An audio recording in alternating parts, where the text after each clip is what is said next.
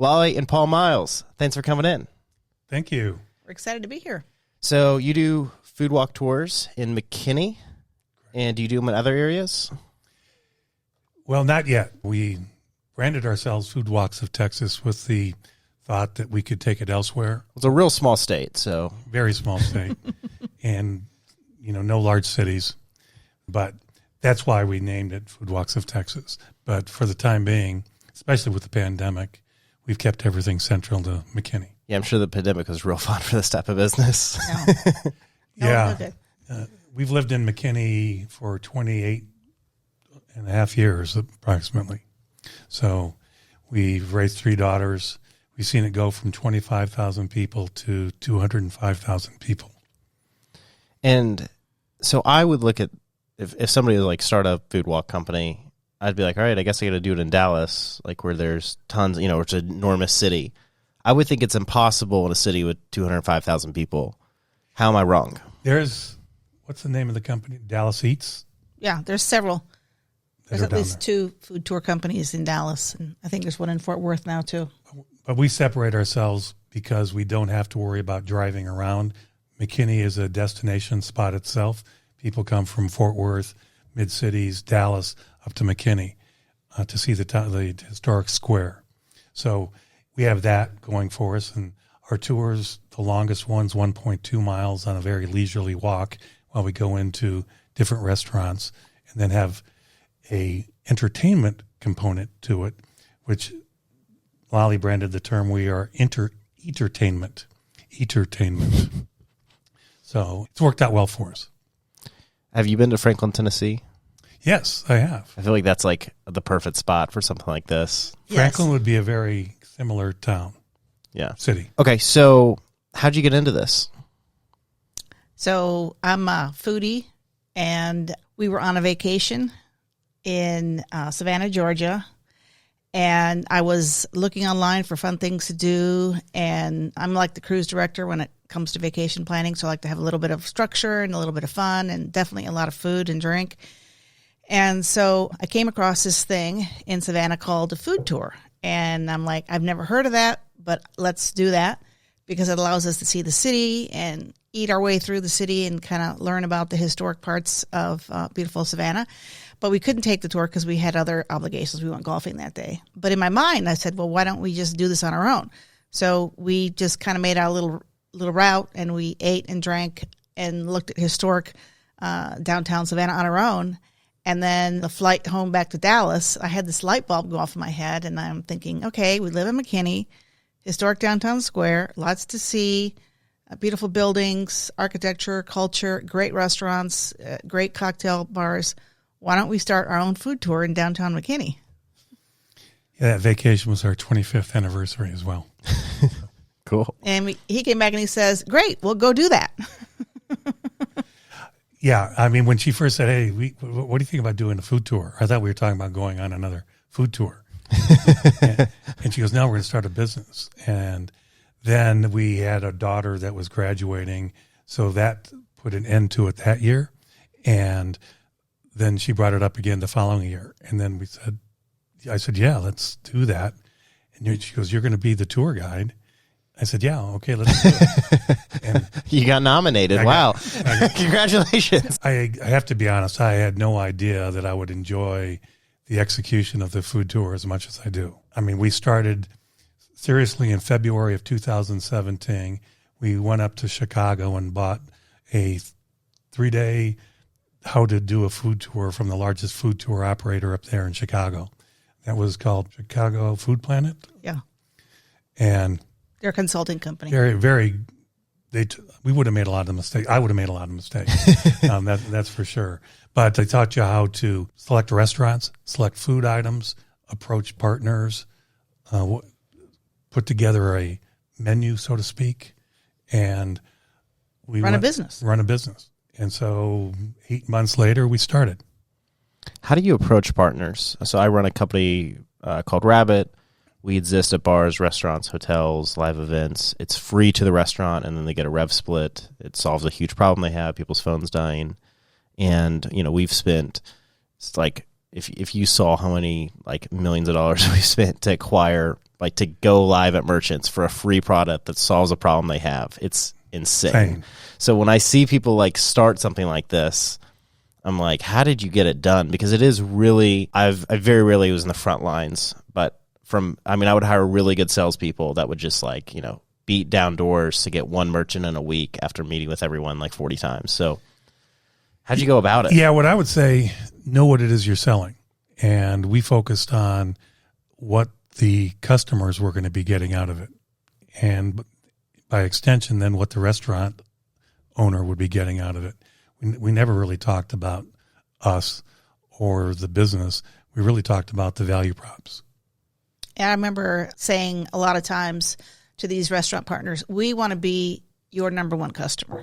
We want to be, we want to bring in the most customers, repeat customers to your restaurant. And I feel like we succeeded in that.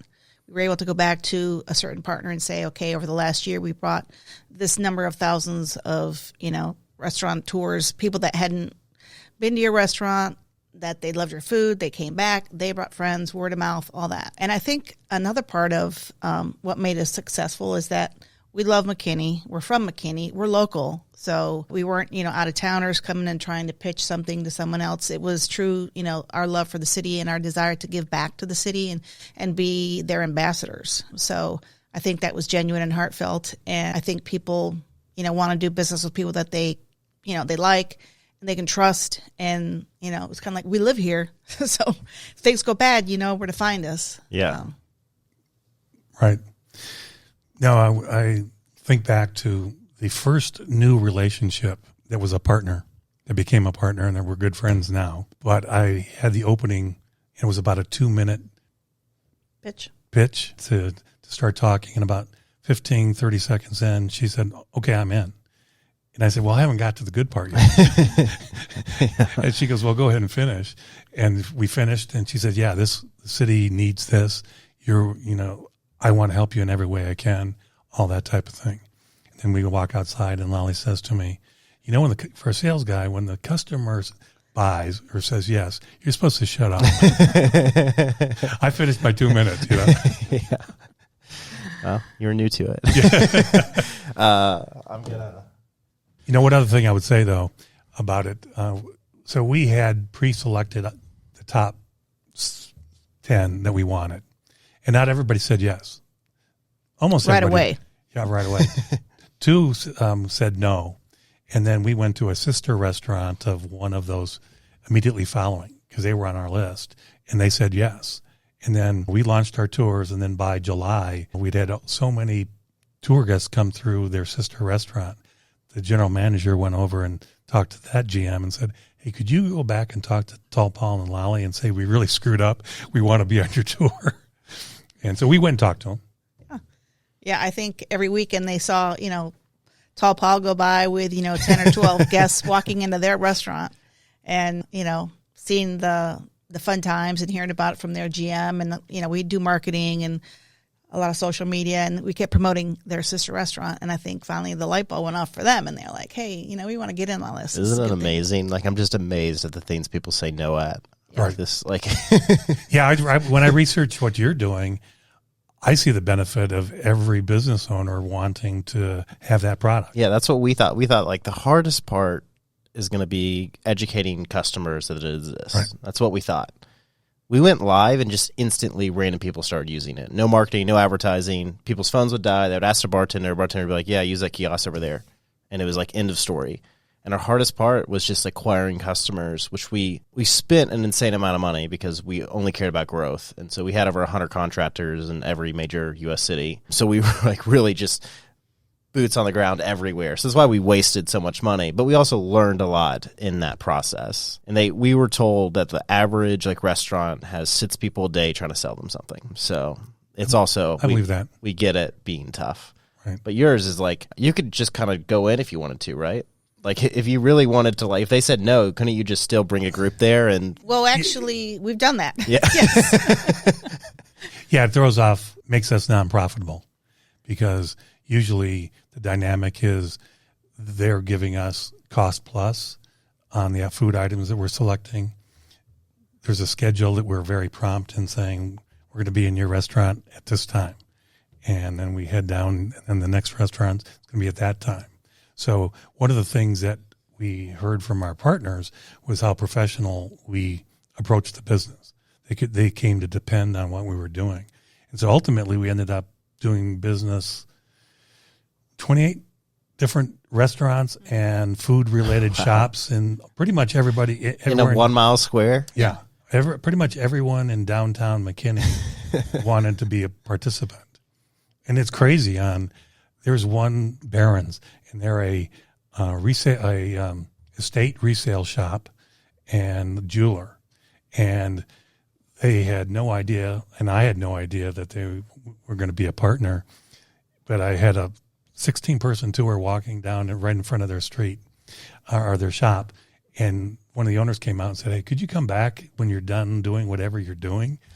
Because I want to find out about it." And I told him, and he said, "Hey, let me show you something." And we went back into the building, and it's the Central Continental Bank building, which was built in 1915.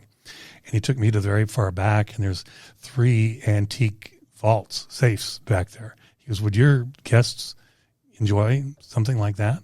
I said, "Oh, yeah, I'll be coming in here." And now that relationship, they've sold something like $5,000 to our customers. So it was truly a win-win. And like he's now their salespeople for Food Walks of Texas. So they'll go to all the other shops. If you don't know Tall Paul and Lali, you want to. Because we've never asked anything from them. Yeah. It was one of those serendipity kind of events where why would they be part of our tour? You're not a restaurateur, you're not a cocktail bar, whatever. But the whole, vault and the original floors and the, what do you call that, cash exchange at the beginning of the building was such a neat feature. But then it's such an eclectic store. So we've had people that bought an engagement ring in there and bought like emerald earrings. Someone bought like a $1,700 piece of jewelry during the tour. They've got a basketball signed by Keem Olajuwon, Charles Barkley, Clyde Drexler. That's for sale.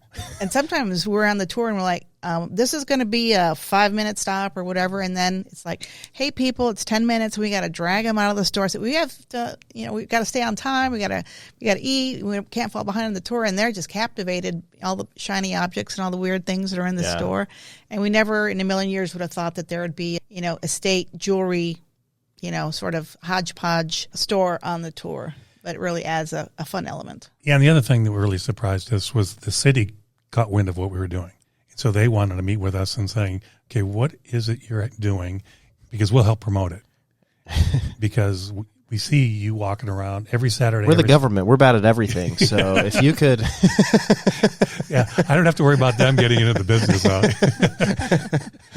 But have you seen the DMV? It doesn't work right. So whatever you're doing. Yeah, could you run our play? No, but it's been really enjoyable. And I was even on one of the tours because I teach deep, rich history. I go all the way back to the origins of the Republic of Texas and becoming a state and all of that. And we were walking away, and this gal comes up to me and said, "Hey, Tall Paul, do you want a job?" And I said, "What do you mean?" She goes, "No, you can keep doing this.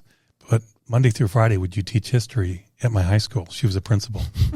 She goes, "You would be unbelievably good teacher. Your story come alive, and everybody's rapt attention and all that." So, but at the end of the day, Lali and I were always most impressed at the comments that someone would say, "You really love your city, and you really love your partners." That's when I know we had a home run. Are you always amazed by how many people and how much money exist in the world? Like I was seeing that jewelry store story made me think. My friend got invited to a guy's yacht, and he gets off with the butler, and the butler goes and buys a $40,000 Rolex at like one of these like shops, at a port. And he was like, if the butler's this rich, like what is the dude that owns, and so when you hear somebody buying like, $1,500 earrings or whatever at a jewelry store, at a shop from a food walk, are you always just amazed at like, and also I'm sure you have people that come in from all over the world. Like, isn't it kind of amazing that like, wow, this many people came in today to be here? Yeah, the farthest we've had somebody come was Australia. And they came in for a convention down in Dallas, but in the pre-planning work, he wanted to see something Texan, and he went online and searched all the different options, and he chose us. And at the end of the tour, he said, this was really good. Because some of the stories I tell, about Jesse and Frank James and their connection to McKinney, Charles Tex Watson from the Charles Manson murders, they're a part of my tour. So it's really a fun event, and that's what it really is. It's super fun too when someone comes on the tour and either they're a native or they know something about a building or they add to the story, and they just make it even richer. You need to tell the Osmond story. Yeah, so you never know who you're going to get on a tour as well, because it's usually 2 people or sometimes 4, and we would go up to 16 on a max tour. And so we had a big tour, and I opened up with a song. He was allowed to sing 1 song, and now he's doing 3 songs, by the way. But I opened up with "Welcome, My Friends, to the Show That Never Ends," Emerson, Lake and Palmer from back in the 70s. And that's the opening for our tour. And we're at halfway through the tour, and they're eating, and then one guy says, "Hey, it's pretty bold that you sing at the front of the tour. Have you been a singer?" And I said, "No, and sometimes people pay me not to sing." But he goes, "Because..." Mainly my wife, right? I found out that exactly. he was singing behind my back. I would also squeeze in a family affair from Sly Stone. But he said, "Because what happens if you have a singer on your tour?" And I said, "Well, hopefully, they'll give me some tips." He goes, "Because his date was was a singer." And I said, "Oh, really?" And he goes, "You probably know the name." And I said, "Okay, Osmond." And he goes, "Yeah, this is Donnie and Marie's niece." And I said, "Really?" And she goes, "Yeah." And I said, "Do you know?" You know who Donnie Marie? No. I was going to say. Just smiling and nodding. He's too Just young smiling to and know. nodding. Yeah, I mean, they were big television 70s. 70s musical artists. Partridge Family. Born in 94. Let me just throw that out there now. But and I said, "Well, did you know that your aunt has a connection to McKinney?" And she says, "No, I've never heard it." And I sent her a picture and a story about why Marie Osmond, they were buying land in McKinney with the thought they were going to make Branson, Missouri, up in McKinney way back in the day. And the land that they bought ended up becoming Collin County College. So I'm not sure whatever happened to it, but that's... So what did you do before this? So I've had 3 professional lives. I've been to 83 countries. Dang. Yeah. I've been at 21. I'm pretty proud of that, but 83. 83. And that's one of the things that's helped with the food tour, because I genuinely found out that I like 99.9% of the world's population.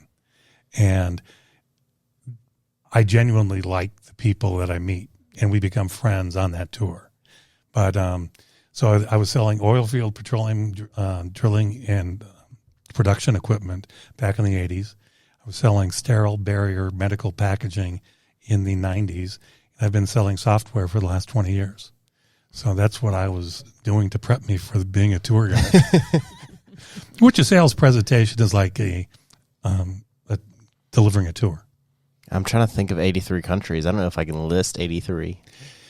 Well, there's Probably a few of them have changed names by now. There's 210, right? 203? 210, 203, something like that. Can we fact check that? We don't have a computer right now. This is the worst. I was like, hey, I'm going to upgrade our computer, so I'm going to sell our old one. And then I sold our one 2 months ago and have yet to replace it with a new one. But I lived here in Dallas back in the 80s, and I was down in Houston, and then I came up here to do an audit because our main plant was up here in Sunnyvale outside of Dallas. And I ended up finding a $5 million error that was being made in invoicing. And And they gave you all $5 million. What No. an awesome company! excuse me, $25 They million. named the company What? Apple. $25 million. And How big was this company? it's part of Cooper Industries. I couldn't. I'm not supposed to. But there was an invoice. I mean, it was. Are we supposed to edit that out? Okay. Oh, okay. But I was supposed to. They sent me. I was a young guy back then, and they put me in this cage and had boxes and boxes and boxes of contracts, and I was supposed to check the extension of the numbers and if those were correct. And there was a sequence of random selection and all that, and I saw a problem, and it came up again. And so then I went into the guy who trained me on that part of it back when I was first with the company. And he was an old, crusty guy, oil field guy. And I said, he said, check this out. And he goes, no, that's right. I said, no, watch. Let me work with me here. And I did a couple of them. And he goes, who knows about this? And I said, just you and me right now. And he goes, keep me out of it. And so he goes, go follow your protocol and do what you have to do. And so then I eventually hit the number that I had to tell the auditors what was going on, which then enhanced the selection, which then made it even a deeper dive. And so that's why it ended up with the $25 million. So I ended up finishing that work and go back to Houston. And then my boss says, hey, Paul, they want you back up in Sunnyvale. I said, what for? And I said, and he goes, I don't know. Just get up there. You have to be up there first thing in the morning. So go up, catch a hotel, whatever. So I walk in, and I end up going into the conference room, and the exec secretaries, we got along really well. In fact, one of them gave us something from our daughters. She was born in 94 as well, our firstborn. But they said, why are you dressed like that? Because I was in a disco shirt that had the design of William Tell on the back and a really thin tie. And they said they Probably didn't. leather, right? I think it was shiny cloth, but they said, do you know what you're here for? And I said, no. And they said, the CEO and COO of the parent company, the big company, are here to meet you. And I said, oh. And so I said, no one told me. And they said, do you have time to get to the Valley View Mall? And they go, no, you don't. They go, you just have to go in the way you are. So I'm waiting for the meeting to start, and I go into the restroom, and I'm standing, minding my business, and I hear the door open up, and then somebody stands at a urinal next to me, and you have that sense. Nobody looks at each other, right? Yeah. But you have that sense when somebody leans back and leans forward, and it had the head turn, and then he looked at the wall and he goes, nice shirt. I said, well, thanks. I said, it's a classic. And he goes, yeah. And so I finish up, I wash my hands, I go back and I wait. And then they finally said, okay, Paul, it's time to go into the conference room. And here's all the executive team. And here are the COO and the CEO. And the COO was the guy who said, nice shirt. So I come walking in and he goes, damn, the $25 million man, and you're the best dressed guy here. And so we talked, and how did you do it? And I recapped the story, and then they turned over to Carlos, who headed up the international division. He goes, what job? No, they asked me, what job do you want? And I said, how do you answer that job? How do you answer that question? I said, I don't know what you mean. They go, well, what job do you want? And I said, I still don't know what you mean. And he goes, how about international? And I said, I have no idea what that means, but yeah, I'll do that. And so he turns to Carlos and said, give him a job. What do you have? He goes, I have Asia. So I ended up for 5 years going over to Japan, Korea, South Korea. Not North. Not North. Not doing a lot of business. But I opened up China for us. And then Indonesia. What part? I was in Guangzhou. I was in Beijing. I was in Shanghai. I took a 2-day train ride up to Upper Manchuria, northern So China. all over. Oh, yeah. And that's where I found out that if the government stayed out of things, we the people will get along really well. Yeah. But so that because I covered that part of the territory is what really spurred a lot of my travel. And you did that for 5 years, and then what about after that? After that, I turned a transfer down to Singapore, and they ended up having me go domestic. This was in the late '80s, and oil field was dropping down, and so they cut. At one time, they had 40 reps in the States. Then it went down to 25. Then it went down to 20, 15, 5, 10, 5. And I made all those cuts, and then finally they cut it down to 2. And the general manager, came and said, "Hey, Paul, we're cutting it 2, and we're gonna have to let you go." And so that I saved you $25 million. yeah. But they then that I found my way to a sterile barrel packaging.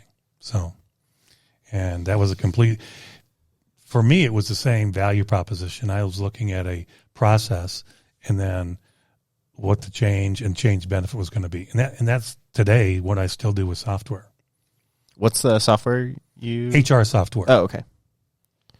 So I was in the early 2000s. I was with a company that was the first one to make an online application, and I just saw what they didn't see. And again, going back, what do you tell the customer why they want to? Because there was a leading video rental place that paid great business. The dinosaur. But they that doesn't age you at all. If the story starts with this video rental place, they paid $5 million a year for that online application. Wow. Or actually, it wasn't even online at the time. Early 2000s, it was still a kiosk based that telephone, send the data in, and then the web came up and we jumped. Now everything's over there. But yeah, I mean, and that's where you learn to like monkey brains, right? Monkey brain. Oh, in China. Yeah. Yeah. So I was in. And he didn't get COVID. Amazing. It was interesting. So on that trip that I went out to Upper China, I was dealing with the Chinese army, and they were overseeing the field, the oil field. And then we had culminated several months of all this equipment specifications, all that, and we were getting down to commercial. And so they had planned this dinner evening where I was going to be, the main guest. And my agent came to me and said, "Paul, what they're going to do is this. There's going to be 8 people at the table, and they're going to toast you individually, and they're going to try to get you intoxicated so that you'll be loose with the numbers and all that." So I said, "Okay, I got that. Bring it."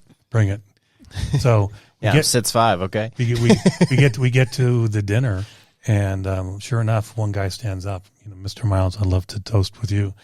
And it was this this liqueur that tastes like some licorice to it.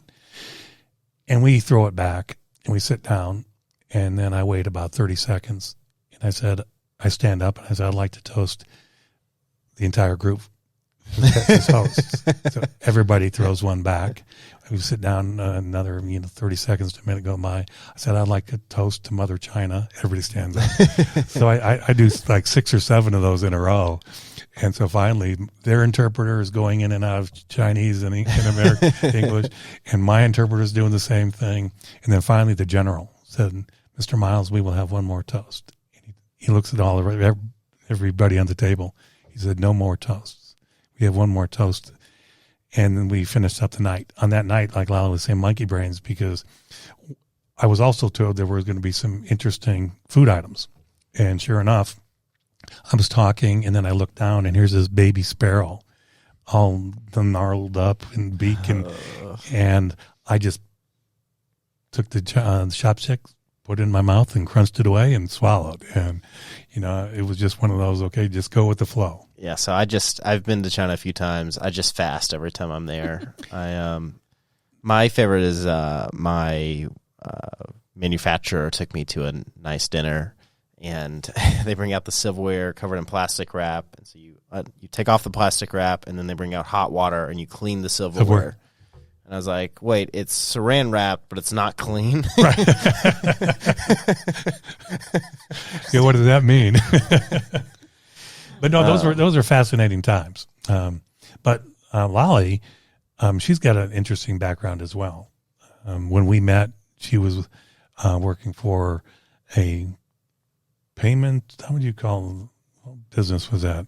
Travel management services. Another thriving business. DVD rentals and travel agents. Don't leave home without it. You did that for a long time. 10 years. I just found the plaque as I was cleaning my office. And then she got in the technology world herself, and that's what drew me over to it, and saying, hey, this is, but she was with some wrong companies, and then she took a step back briefly and went into the drug treatment business, value options, mental health care. Yeah, insurance. And because of her background, she was asked to run the special project for the chairman of the board. And so she did that, and she did that really well. And because she was doing that well, she was asked to do more and more analysis of that business. And then the company she was working for whatever reason, decides to fire her, to let her go. And the chairman of the board then called her and said, hey, I'm going to fly in and we're going to meet. And they started a business 11 years ago that is today. She was employee one, and now they're pharmacogenomics. So we do genetic testing and mental health. Yeah, to see if, say, we all have depression or anxiety, but we all won't respond to the same medication the same way. So you might respond to Paxil, I might respond to Zoloft, you might not respond to either, but we all want to get better. So instead of doing trial and error, which is very typical, common practice in psychiatry, it's looking at your genetic profile to see which medication you'll better respond to, which one you'll metabolize more effectively, eliminate any adverse side effects and things like that. So it's been really, really interesting and rewarding to be able to see, technology into true clinical practice. How do you get clients for that? So we sell to psychiatry and primary care and a lot of other specialties, like OB-GYN for, postpartum depression. They're in major hospital systems now, and hopefully someday it'll be standard of care because it really, it removes that trial and error, helps you understand really why you're not responding to medication, because a lot of people, have the stigma of depression or anxiety, don't get help, they're on the wrong medication, and, it's not them or their body failing. It's just really an issue of your body chemistry, not being well aligned to the medication that you're taking. Why is it that some people can get a mental illness like at age 50, or like it's just out of nowhere, they've been completely fine their entire life, and at like 50 they're depressed all of a sudden? Well, sometimes it can be situational depression. Like you've lost a loved one, lost a job. Sometimes you are maybe predisposed to depression, but your environment will have that intersection between the way your genetics are and your circumstances and your environment, and then all of a sudden you'll respond, to depression at that age. So typically mental health issues, a lot of them are, inherited or you're predisposed. A lot of times it's situational or your environment. And a lot of times, it can manifest itself really early, like in your teenage years is really when you're going to start manifesting depression and anxiety if you're genetically predisposed to it. Thank goodness I'm not. That's right. But she had almost every position in that company. In fact, when they did the protocols for proof of concept, she was in charge of that. And she was literally Googling how to run this. But, oops, don't tell my boss now. But now she's heads U.S. sales for the company. And at a right time, I mean, we've always had. No wonder a food tour was easy to sell. Look at you guys. You're like international salespeople. There's something to that, maybe. But, but what do you think about startups in the tech space named Rabbit? like I said, when I did the research, I saw a really strong value. Yeah, prop. we need to hire you guys. Why did we never get your applicants? Search for people. All of that's crazy. No wonder this is such a walk in the park for you. No, it's what's not a walk in the park is we can't control some things. The weather, the commonality that I saw between Lali's professional life and my professional life was our attitude of we were serving the end user for something. And that was always our focus of how we approached our business then. And it carried over very well to the food tour business. And it's fun, I mean, we love our jobs, but the food tour is really a fun business. And we have fun with it. And, we have fun with each other. We both bring a different, strength to it. It's a good partnership. We love McKinney. We're McKinneyites. And we love eating. Yeah. So I got to brag on Lali as well, because one day she said, and this is when we were living, so it was pre-McKinney. We were living here in North Dallas area. And she said, hey, what do you think if I went to the Dallas Culinary Academy? And I said, I didn't see any downside to that question. I said, yeah, sure. And so she went, and she's a 1-star chef. And she's a fabulous cook.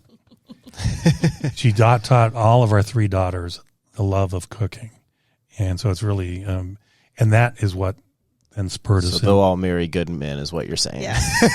Yeah, I've got 3 daughters, and they say I'll be well taken care of late in life, which the downside is that, good news is that hasn't happened yet.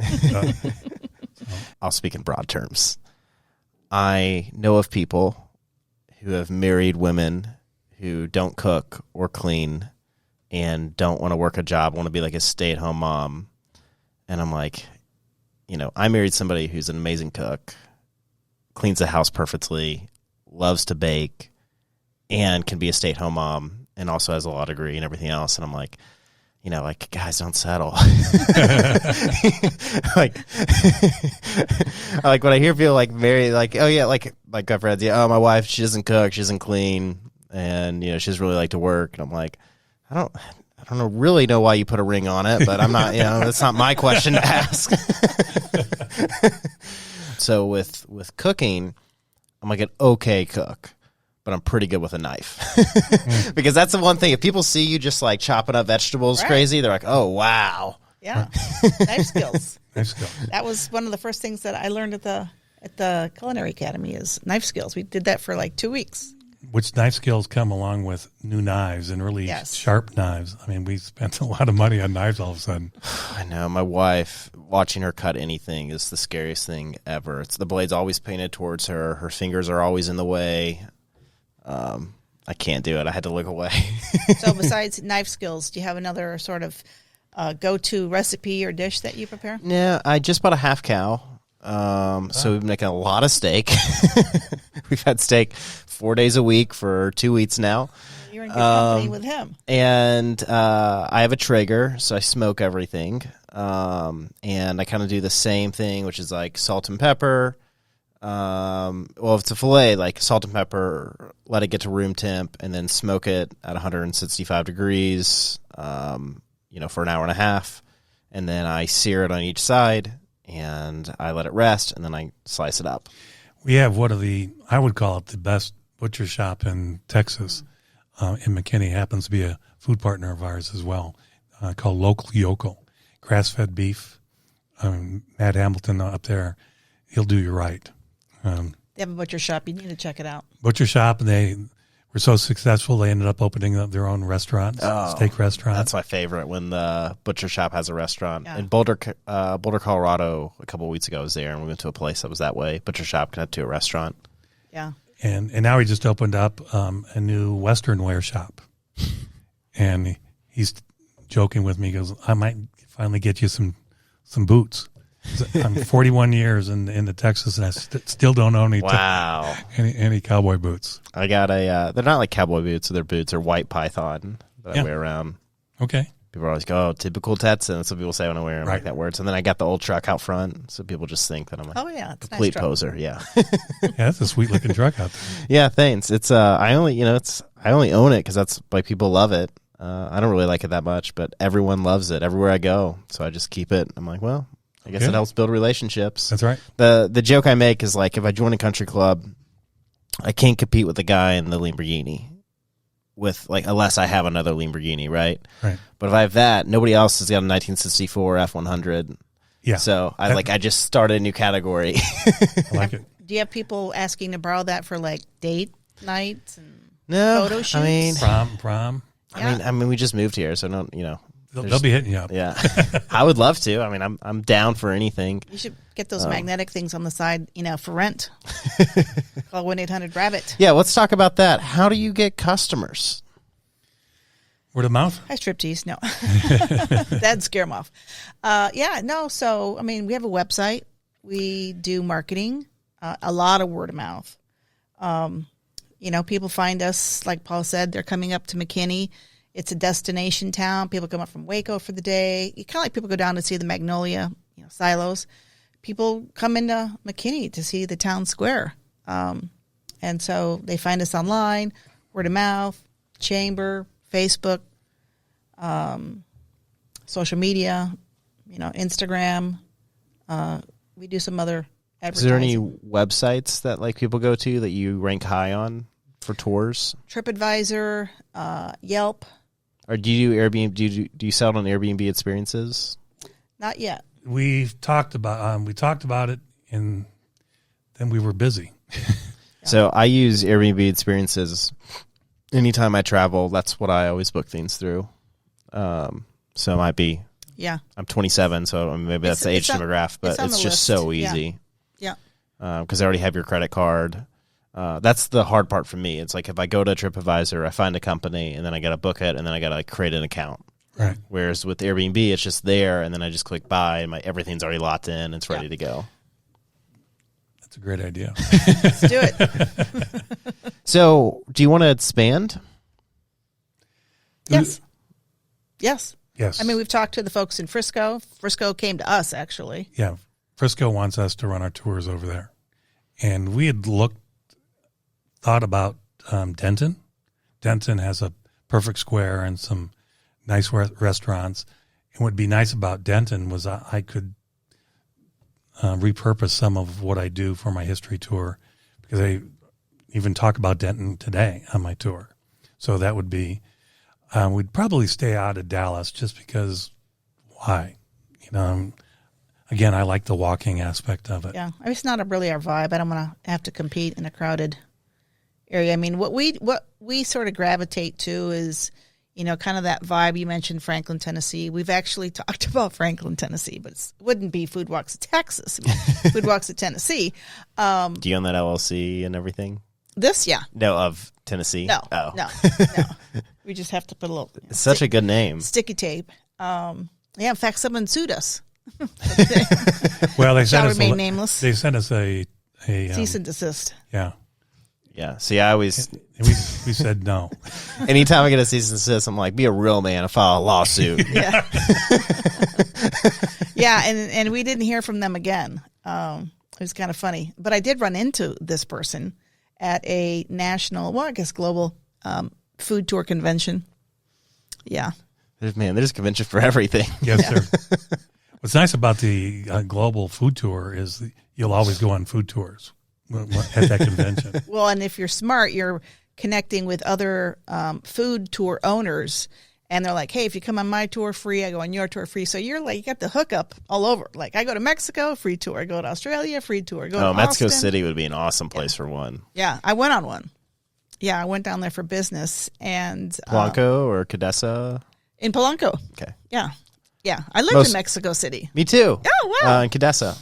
Yeah, we lived Lomas de Chapultepec. Okay, yep. And so I went down there. Do you speak Spanish? No. 2 years ago?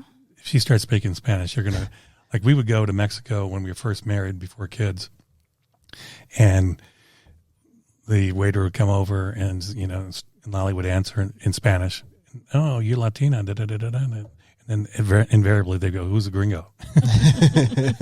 Esposo. Yeah,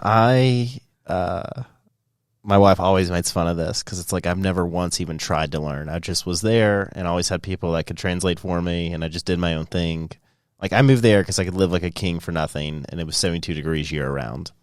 Yeah. When I was doing the medical packaging, I had a opportunity to go down to Mexico City to a number of manufacturers down there and to pitch our products. So I had Lali interpret our presentation and put in the notes phonetically what it was in Spanish. So then I delivered that. I don't speak Spanish, but I delivered that presentation phonetically in Spanish.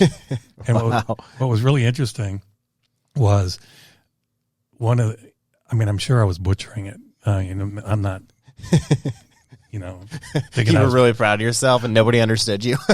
but so I was early on in the presentation, and then one of the general managers, because I was speaking to owners of these businesses down there, and said, Mr. Miles, we all speak English.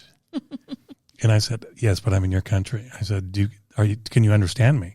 They said, oh yeah. I said, well, then I'll do it this way. And then at the end, somebody said, hey, why did you want to do that? And I said, I was going into your country, your host country, and I wanted to do that. And because of that, I ended up getting business from that meeting. Yeah, it's imagine like, caring goes a far way. Right. Which is why I don't go very far.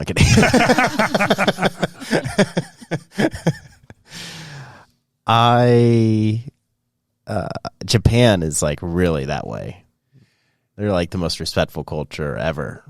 And when I traveled to Japan, one of the things I really needed to do was understand when they were saying hi, that wasn't any remotely close to saying yes, or I agree with what you're saying. All it was to move the conversation. Okay, it's kind of like, I understand what you're saying. Go, keep going. Hi. It's like, okay. It's kind of like, okay. And then when somebody finally told me, you're not as far as you think you are. Then I came to understand a little bit more about, again, that culture. And that's the other thing is I immersed myself in understanding all these different cultures I was going into. I always learned the hello and the thank you, goodbye. The parent company, before they sent me over there, took me down to Houston for an international class and the do's and the don'ts. These are the things we'll protect you on. These are the things we won't protect you on. And if you do those things, good luck. And so the other, and then like crossing your legs in some cultures, that's offensive. So, before I went into like Malaysia, I would look at don't do these things, because I just didn't want to offend people. Yeah. And they quickly understood that I really liked them and I really liked their country and was trying to be very respectful. So was being like big and tall an advantage for you? Yes. Yeah. A couple of things I learned was the international community has a much better grasp of the United States than we do of them on geography. And like they would say, because we're the best. Okay, sorry. Because they would see me. Because back then I was 6'5", 220, 215. When I used to do. You're not that now. Yeah, the world dragging me down, and it's expanding me. It's squishing me. But now I would do 1,000 sit-ups a day and 200 push-ups between chairs, just to stay in shape. So I was not only tall, but I was cut. And it was in China, and I was going up in an elevator, and two women were on the elevator, and I get in, and very quickly I knew they were talking about me. They're saying stuff. And so then my interpreter, she starts laughing. And I said, what's so funny? They go, they want to know what you eat. And I said, I eat steak and I drink beer. And so she said that to them, and they busted up laughing. And then they say something else, and the interpreter laughs some more. And I go, what now? And they go, they want to touch you. And so they're actually feeling my chest and my biceps and stuff like that. They said, are all of you that big? I said, in Texas, yes. So I went to town with my friend Bailey, who has red hair. And that's something they never seen before. And I mean, we would have everywhere we went, like no joke, 15 to 20 women would want to stop, all ages, and take a photo with them. And then said, yeah. We have our youngest daughter has long ginger, very tightly curled red hair, and she's also tall. She's 6 foot, so she would be. We're 5'11". Depends on who you talk to, right? Yeah, volleyball she was 6'1". Now that she's an actor, she's 5'11". But she would be something that people would want to take a photo of. Yeah, she actually wants to go to Scotland for the World Convention of Redheads. Ginger convention. Yeah. So the Soulless convention? Okay. Yeah. Yeah. It's your daughter. It's a joke. It's just a joke. Don't shoot me. Well, I saw you started working at 12. Yeah. Well, that's when I started my business, my first company, watering plants. So it wasn't real. And then 14, I was regrouping golf clubs. And then 16, I started a company that I sold. And then 18 is when I got in like real work. So. Where'd you grow up? Nashville, Tennessee. Oh, okay. Yeah. Near where Loveless Cafe is. Sort of. I grew up like next to that. Okay. First exit in Nashville coming from Memphis. I just drove through there last week. Last week? Did you go through the Memphis Bridge? No, so the Memphis Bridge something was going on with that. Yeah. There was a chunk of steel that cracked, like a huge beam cracked. Okay. So I didn't know if there was a lot of traffic that you had to go through. It was Unbelievable. Yeah. I mean, I went up to pick up our youngest daughter. She graduated from Cincinnati and now heading out to California as an actress. But she drives a VW Bug, and I didn't want her driving that back by herself. So I drove up, and then she followed me on the way back. And all of a sudden we hit Nashville, or Memphis.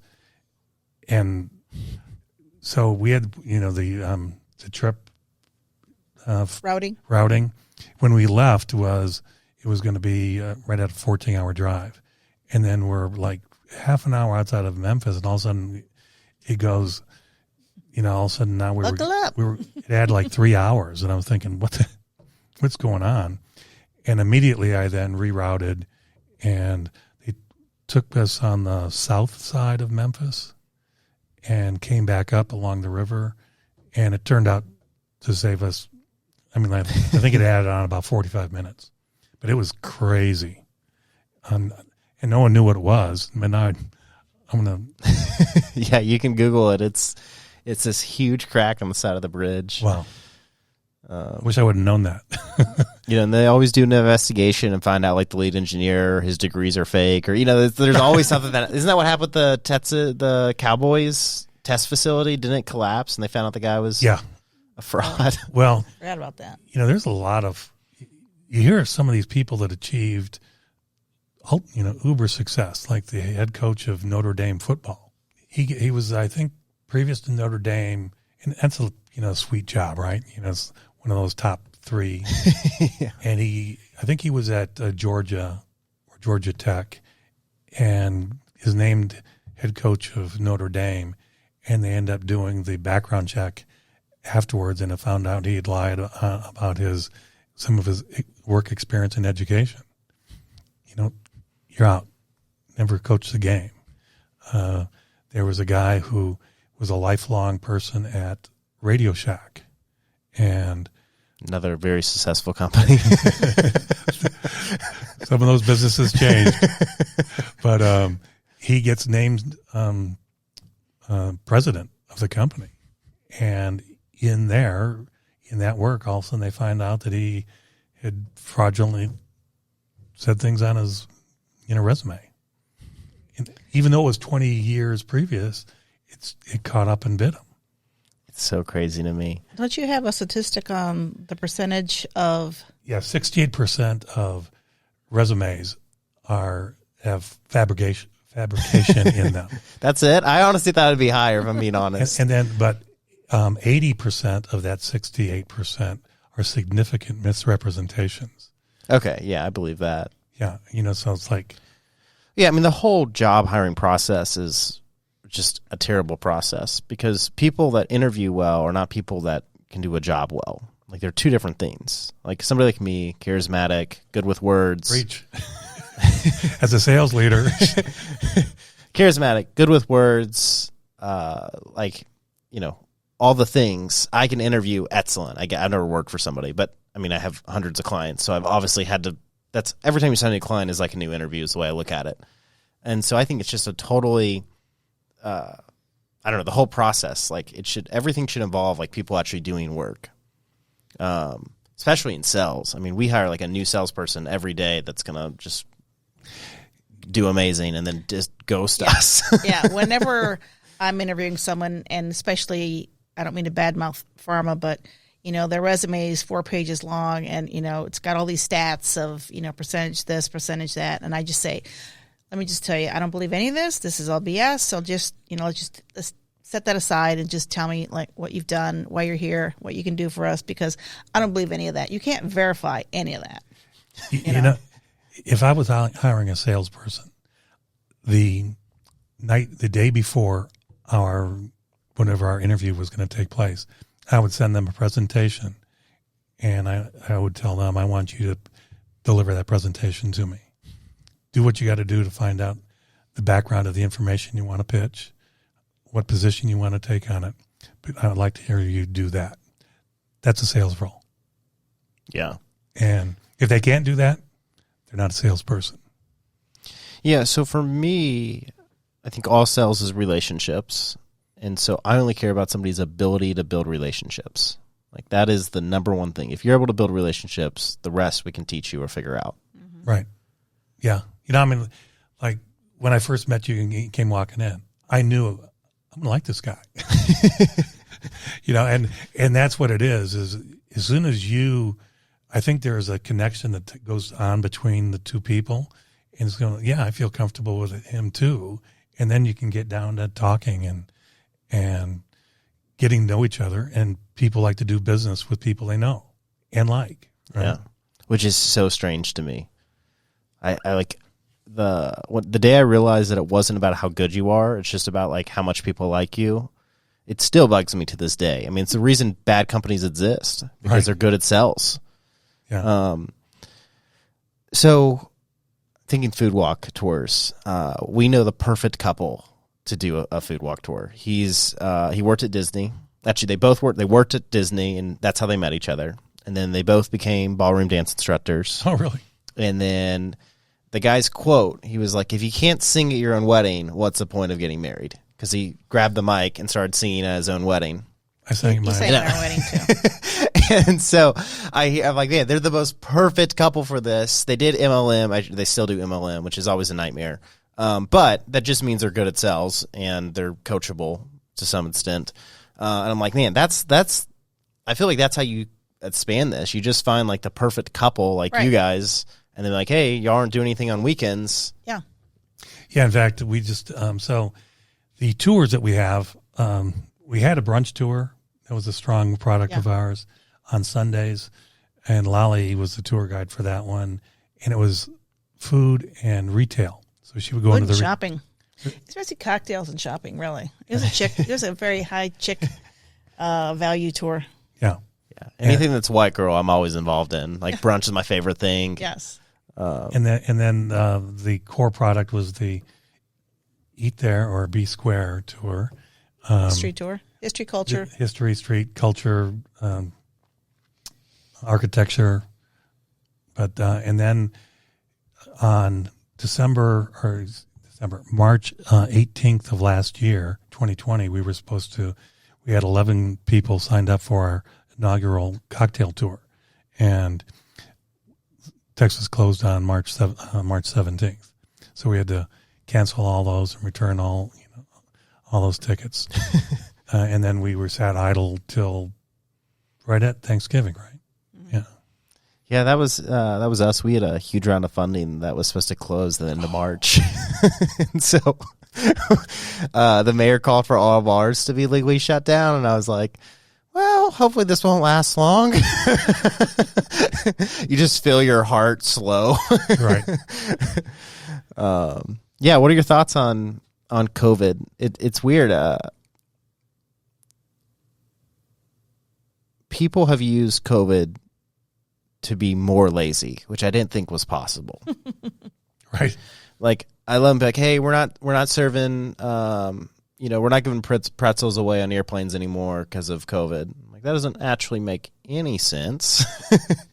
Or I feel like restaurants are just, like, service has gotten worse during COVID. I mean, the restaurant tours were just broadsided with the shutdown. And then even when, so we quickly had our partners go online and curbside business. And they tried to retain enough staff. And they asked me to be on the restaurant council because of two reasons. One, of my HR, I would be able to provide some staffing type of guidance.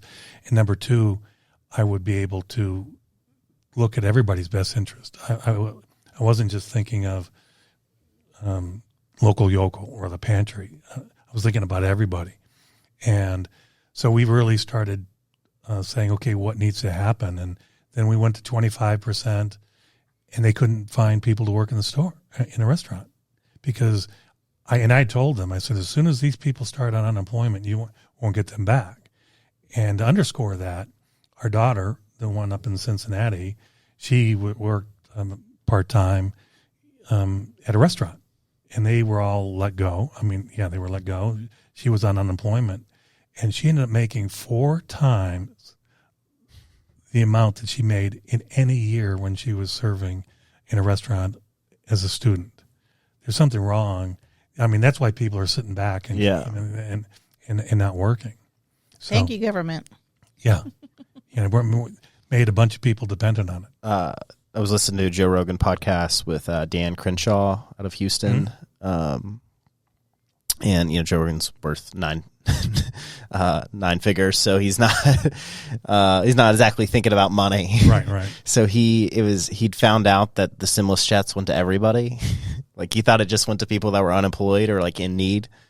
And he's like, wait, every person got one? We didn't. Well, depend on income. Yeah. He's like, wait, every person that made under $100,000 got a stimulus.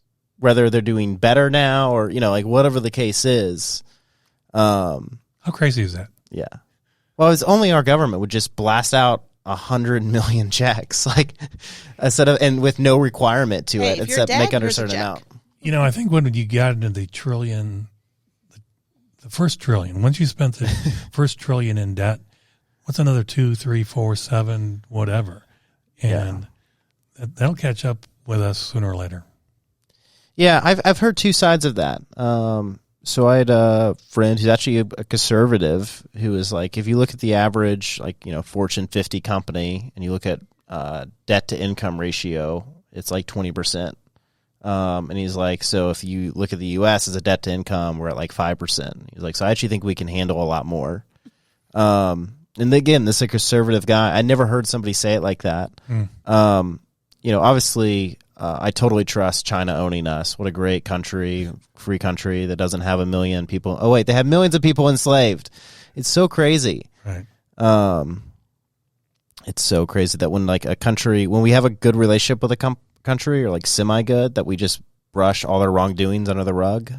Like, Saudi Arabia beheads people for being gay. And yet, like, when Hillary Clinton makes a $20 million from like doing a speech there, nobody like has a problem with it.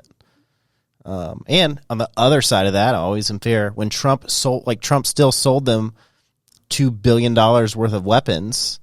Like, I just don't get why we do business with countries that are like terrible. Like, because if Kenya did that, like if a poor African country did that, we would like have a nonprofit to go fix it. Right. Think about it. Well, we'd have the nonprofit. We never would actually go in and fix it. But the money would be collected and dispersed to who knows who. Yeah, that's kind of my big, that's what's always so sad about Christian music to me. Most of these Christian, so if you've ever gone to like a Christian music concert before? No, but my daughters have, yeah. So, like Hillsong or any of these, like they make great music, and you'll go, and then they'll have a part in the service where they're like raising money for like, you know, poor kids in Africa or whatever. But it turns out that organization is also funding the tour. And because they say they can't make enough money just like selling, so like you're actually just donating to the band on top of your ticket sales. And I'm like, man, I hate that. That's why Charity Water is my favorite. You'll see me talk about that all the time, because every dollar you donate goes directly to the cause, and they privately raise money from people like Elon Musk and Gary Vaynerchuk to pay for their staff. What's the guy with the shoes? Yeah, I know who you're talking about. He's gone pretty loony lately. I don't know if you've kept in. Oh no, I haven't. He's got off the rails. So there's this stage in entrepreneurship, and you've worked for people. You might have seen this. This is very common in today's entrepreneurs, but. So I would say like stage one is I've made it, but they haven't actually made it. So they for the first time they're actually like making real money. So they go and buy like a Ferrari, and they like blow all the money. Like I think 70% of millionaires have been a millionaire and then broke again and then made it back. So they blow all the money. They do a bunch of crazy stuff. Typically leads to divorce or separation, or because what it is that. They start a business, they spend all these years in it, and now they finally have success, and they're going to fulfill all their childhood dreams. So they're just living out their childhood. If you look at the stuff they're doing what like a 18-year-old would do if they got a bunch of money. So that's like step one. And then stage two of entrepreneurship is getting the money, and then like, starting to buy rental properties and investments for it, and like growing it and being like more mature in it. And then there's this stage three, which is like the ultra rich stage. And sometimes ultra rich stage, people, I call it woke stage, is what they enter. And so this is when guys go, you know what, like, I think I want to have multiple wives, or I want to, date, like have multiple partners. And, I've been doing, like, I was just in China, learning meditation in the mountains, and I had all these revelations that I should be doing. They become like really, really spiritual and weird. And everything they do, then they decide to start like a lifestyle business around that. So they're like, I'm going to start a coaching business that teaches people how to be more open with themselves. So that's like woke stage. And I think, Tom, it's Tom. What's the shoe company? I know it's Tom. It's Tom's. Yeah. Tom's. Like I know the owner's name. Tom. Okay. I'm an idiot. So yeah, I think that's the stage he's entered, where it's just, he's gone really long. Now, typically they break out of that. But you look at like, not Zillow. That's the real estate. What's the shoe company that was bought by Amazon? Zappos. Like their founder recently died. Yeah. I don't know if anybody's looked into that or you know anything about this. But he died at like 44. But it turns out he was paying people like $100,000 plus a year to come hang out with him on his compound. So he like started his own cult essentially, with like people he was paying hundreds of thousands of dollars, and he was doing like mushrooms and LSD and all these things, and essentially he like locked himself in his own house as it caught on fire because he was probably tripping or something. I don't know there's lots of suspicion around how he died, but when you look into his history, it's like he'd gone way off the rails. Like he'd raised all this money to start a company, but pretty much he just had like a compound and they would just hang out all day. And so anyway, there's a fun little rant. Oh, to have that. I didn't know that's what Waco was famous for. I didn't know that anything. Again, too young for this stuff. So I'm there like looking at real estate property. I haven't entered stage 2 yet, but I'm trying to skip stage 1. That's why I'm in stage, for the record, of entrepreneurship. I hope I never enter 1 or 3. I hope I just stay at 2. But anyway, I was in Waco, and people kept mentioning, Waco, like where the, shooting or, whatever happened. Yeah. I was like, I don't know what that means. When was that? That was 93? That was in the 90s, yeah. 92? 93. Yeah, David Koresh. Yeah, I remember watching it on TV and was like, really? Yeah. Whoa. What's the full story behind it? You're a history guy. I'm sure you can tell me. Yeah, so he was a prophet, and he, I guess, was very charismatic and got a lot of people to follow him.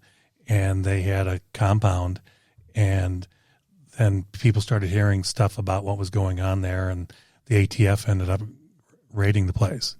And he had set up the compound to really defend first, and then they would kill and all die together. It was kind of like the Jamestown back in 80 or 79. You didn't know about that either. Reverend Jim. No, yeah, I know about that. The Reverend Kool-Aid. Jim Jones. Was that the drink the red Kool-Aid? Yeah. Drink the Yeah. Kool-Aid. Yeah. Like there's zero chance that I would have been drinking that Kool-Aid. You first. I don't care what you're saying. But, so that's what happened. And they went in and they started shooting first at the ATF. So the ATF was taking defensive, and then all of a sudden the place went on fire and burned. It's ATF, so I actually believe that ATF probably shot first.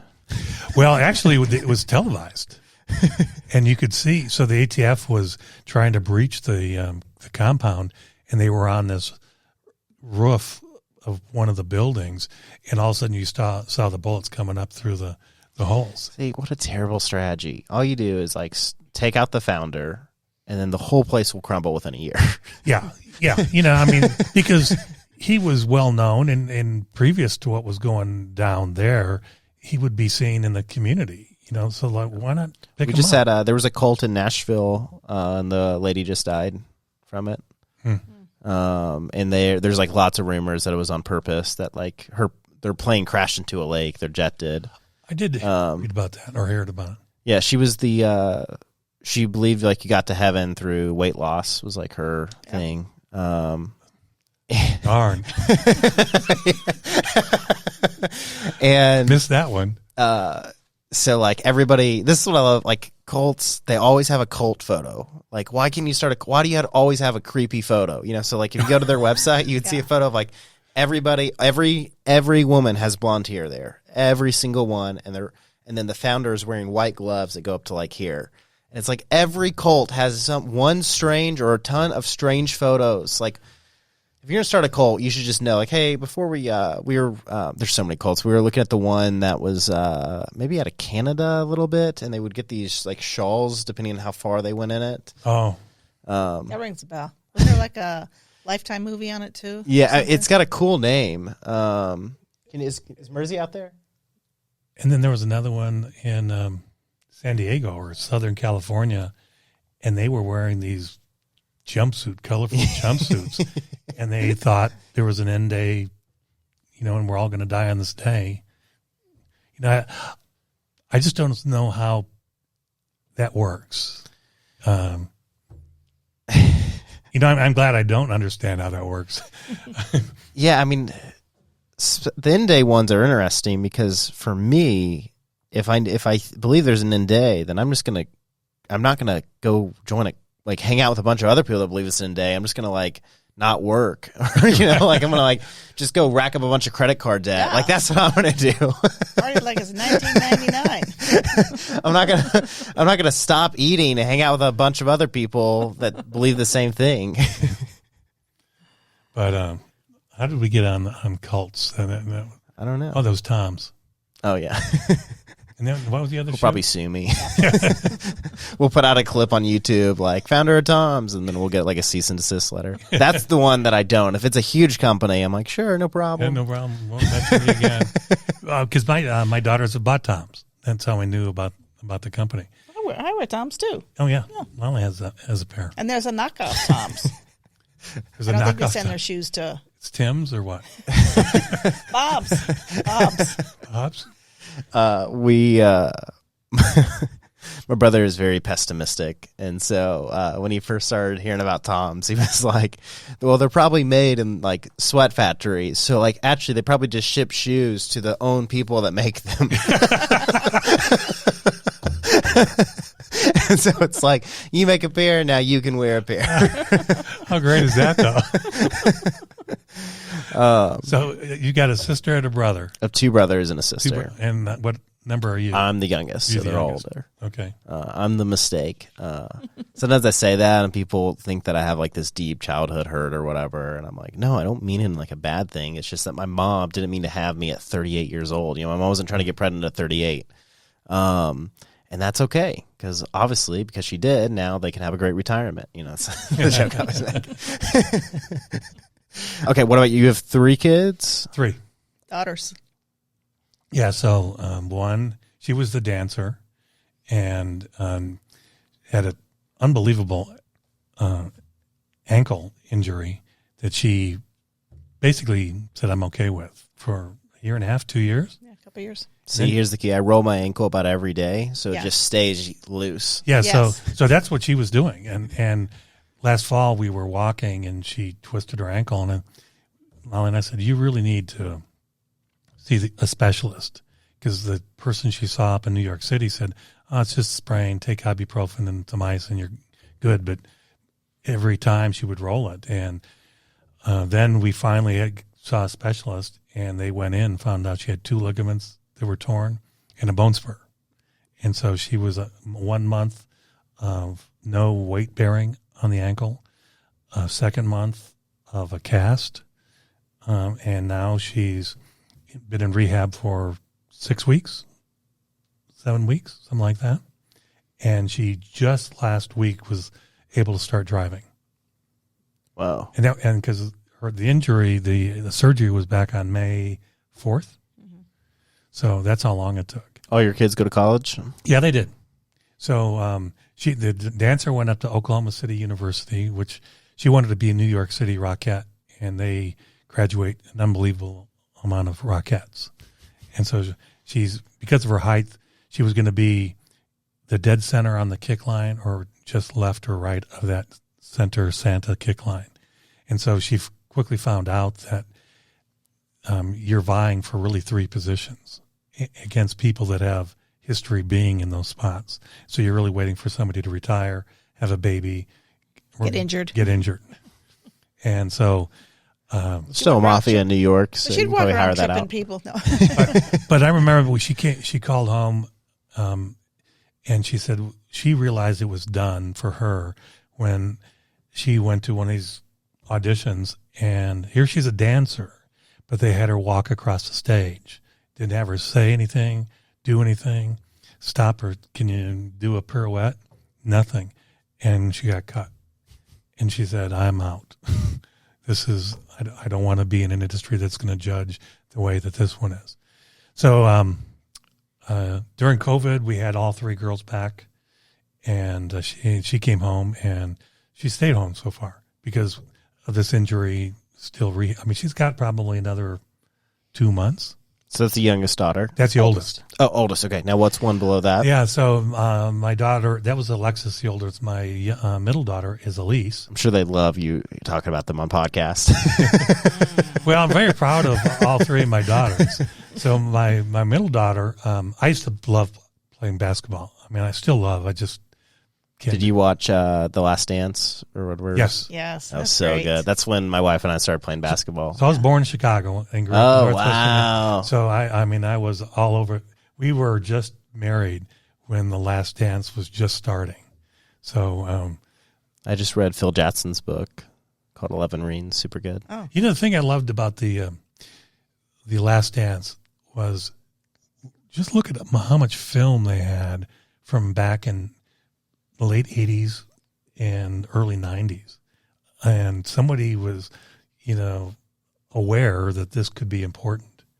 And but then Michael Jordan's personality, and he just dominated people, I mean, it was just unbelievable. He had a bigger than life personality, and his athleticism was bigger than life. Have you seen the SNL parody of it? Yes, Yeah. I was just going to bring that up. It's just him gambling the whole time. That was funny, but that was a true story. I mean, I saw it. But that was really they did that one well. Yeah. But then Elise, she played basketball when she was in middle school He was a and baller. in high school, which I loved. And then when she graduated, she she knew she wanted to go into business. And so she applied to the top 20 business schools. And the first one that accepted her was Kelly School of Business, my alma mater. And so I didn't push her in it. She just said, and we went up there on a campus visit. No, the Kelly School took us up there for the early admit, parent, child. And we were literally drove onto campus. Have you ever been to IU Bloomington? Mm-mm. Beautiful campus. I mean, and literally Limestone. Yeah, limestone. But we're just pulling on, going by Dunn Meadow, and Elise says, "Mom, Dad, this is where I want to go." I mean, and she was signed, sealed, and delivered. And so good news about that, Kelly is a great business school, and the first week of her senior year, she was offered a job as assistant buyer for Ross Stores. And so she's got a career out in Southern California at corporate stores out there. Cool. And then Sydney was a volleyball player. She was a middle blocker. This is a funny story that I love to tell about Sydney. So 7th grade, like the day before auditions or tryouts, she goes, "Dad, I want to try out for volleyball." I said, "Have you ever played volleyball before?" She goes, "No." And I said, "Well, we need to go down to Lifetime and at least hit a little bit." Well, she didn't make the 7th grade, got cut. 8th grade comes around. She goes, "I want to really play volleyball." And I said, "Okay, let's go really practice." And so she prepared, and she made the team, made C team. And at the last game, we're playing Cockrell, another school up in McKinney.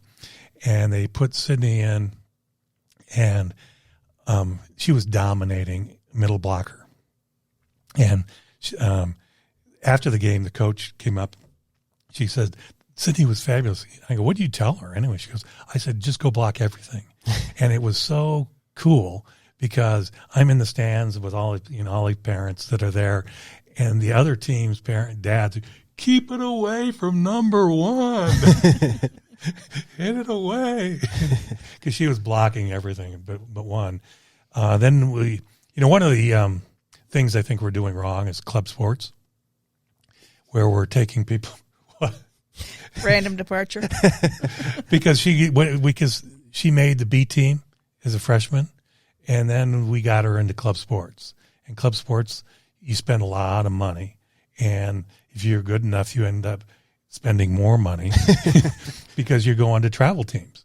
I mean, we would travel. She started on the C team that first year, and by the end of the year, she was moved up to the top team of that age group. And then you start traveling to places like Atlanta, Minneapolis, Salt Lake City, Chicago, San Antonio. So I have a friend who's head of sales for a pharmacy, and his daughter's 14 on a travel team. They're going everywhere. Yeah. And luckily we had jobs that we traveled a lot. So our airfare was points. Yeah. But other people, like when we went to Atlanta, there were people that drove their kids there. So, that's a full day drive. Have the tournament and then start driving. It's a full day back. So, but she did that, and then she was offered a scholarship. She was that good. A small D1, but still D1 full ride. full ride. And then she came home from nationals and for volleyball. And then she turned around because freshman year she expressed an interest in getting into acting, and so. Then she started talking to Lali and I about, "I really want to be an actress," and we're going, Yeah, doesn't everybody? And Boys want to be astronauts, girls want to be actresses. And I said, "Hey, that's play baseball if you're a boy." That's the type of thing you do when you're 40 years old and do some local community acting." Well, she came home and they had done Les Mis, and it qualified for nationals. It was a really great program, but all through her high school, she never had a lead role. And she was a dancer, at the age of 7 or 8, like her older sister. So she was always dancing and in theater. But she goes musical theater. She comes home and immediately, literally the next day, heads up to Nebraska, University of Nebraska, for the theater nationals. And while there, she had the opportunity to deliver 2 monologues. And all of a sudden, she had 25 major universities saying, "Hey, we want you to come to our school for acting." And so we said, "Wow, maybe this is legit." And so she ended up going to the University of Cincinnati's CCM program. Wow. And she graduated. Excuse me. She graduated, and now she was in her first movie a year and a half ago called Dark Waters with Anne Hathaway and Mark Ruffalo. Oh, wow. Yeah, and my daughter is the first person you hear and see in the movie. She's the ginger-haired gal who jumps a fence and goes swimming. But she's got an agent now and already a manager. So she's moving out to LA in July. So all three girls, though, I was just talking to both Alexis and Sydney and said, one of the things that Mom and I are so proud of is not the things you're doing, it's the people you are. And that's what was really great about it. All right, let's talk club sports. Yeah, the club sport. Yeah, I'll tear up if I talk too much about them because I'm very, very, very proud of each one of them, and I really sincerely mean that. They're just great, grounded, strong, smart, compassionate ladies. Yeah, and it comes from you all. I mean, you would want that whether you admit it or not. Like that's where it comes from. It comes from their upbringing. So like it means you did a good job, which is I'm going to be a parent in 2 months, and that's what's most terrifying to me is like. It's not a handbook. Am I going to be a good? The one thing I'll give you as a dad, read all the time. With them. Oh, it's like I read 100 books a year. I'm set. I'm going to be the greatest dad ever. but read at birth. I mean, when they're old enough to start really hearing, start reading and sitting with them, watching the words. Yeah, that's what my wife's father did. My wife, she's she worked a job while going to law school. Like she paid her way through law school. And law school was challenging to her, but no other school had ever been challenging to her up until then because she was so far ahead because she had read since a little kid and was, that's like kids that are behind in reading by the second grade, 85% of them will end up in jail or 75%, like some insane number. If they can't read by second grade. If they're behind. Oh, behind. Yeah. Wow. Not even can't just behind in reading by second grade. A lot of that probably is single parent households, right? Someone, mom might be working and doesn't have the time to sit and read. We had the luxury of doing that, always being there for them. But I mean, I can still remember one of their books. It was called Who Bop. Who bop, we bop, we all bop for bebop. Who bop? I mean, it was a whole. You don't have to sing it; it's fine. I get the concept. No, you have to read that. You have to sing that book. We write that down. I bought this Facebook ad was like R's for Rolex. It was like a alphabet for watches. And so I bought it. I like it. I haven't read it. I think it actually did come in. Maybe. Okay, club sports. What's your gripe about them? I think you ruin first of all, it creates the false premise that you're going to create a career in a sport. Yeah, but college creates the false premise. Oh, I'm not. No, but this is like, taking into the step in front of that. And the other thing is, my generation created virtually the best athletes that ever come down the pike. And nobody was focusing in on a club, on a sport when they were 7 years old. They were playing all sports. And now, if you're not in a club sport, really by junior high, you are behind the game. And you're not going to make your varsity. And the other one thing that I dislike about it is they diminish the high school importance of the sport. So, like when Sydney was playing volleyball, everybody that was in club sports and everybody on varsity and JV played club. They were using that just to kill time until club season started. And I just think there's something fundamentally wrong with that. It has happened in all sports, soccer, You see some of the stories here in Dallas is big in soccer, in club sports, and a lot of them don't even play for their high school. And it's like, okay, you're going to have a 25-year reunion. You're not going to have one for your club team. Your high school is going to have one that's not going to know you. I mean, I just think it is wrong on so many levels. I mean, just think jetting to some places. Just think of the expectation you're creating in those kids. And I always think there's enough talent everywhere that you can hone your skills if you want to. You know, Larry Bird, he owned his skills, you know, on basically a garage and learned how to shoot with both hands and do all sorts of different things. Magic Johnson was, you know, dribbling around his back and doing twirls and dishing assists, you know, not doing any travel. That was just staying around where he grew up. So to add to that, I would say, you know, our hyper focus on performance. So think about schools. All right. So you're the age of Alexis. So when you're in middle school, it's like, okay, what educational track are you on? And then you go to high school and it's like, oh, what's your pre-college track, right? Are you going to be a pre-med track? Are you going to be biology? You got to have that track to prepare for college. And there's all this pressure on these kids to be like, oh my God, what am I going to do in college? Or am I going to go in college? What am I going to study? And so that when you get to college, it's like, you've got to perform. You've got to like springboard out of here with your 40 degree and boom, land this amazing job and, you know, make 6 figures out of college. That's crazy. I mean, the amount of pressure that we're putting on our kids at such a young age, whether it's the performance aspect of athletics or the performance perspective on the education. I just want to read a book and learn how to do math and get my high school diploma and, you know, go to college. But it's just like this expectation is just like, oh, and then they would, starting in junior highs when we start to see, they'd bring math home. And then, you know, Mom, Dad, could you help me with this? And they're doing it a completely different way. You know, it's not faster.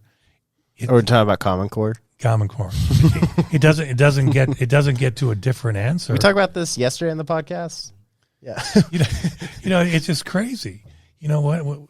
Why do we have to sit there and create something new? You know, and why practice for the test versus practicing for your understanding of the material?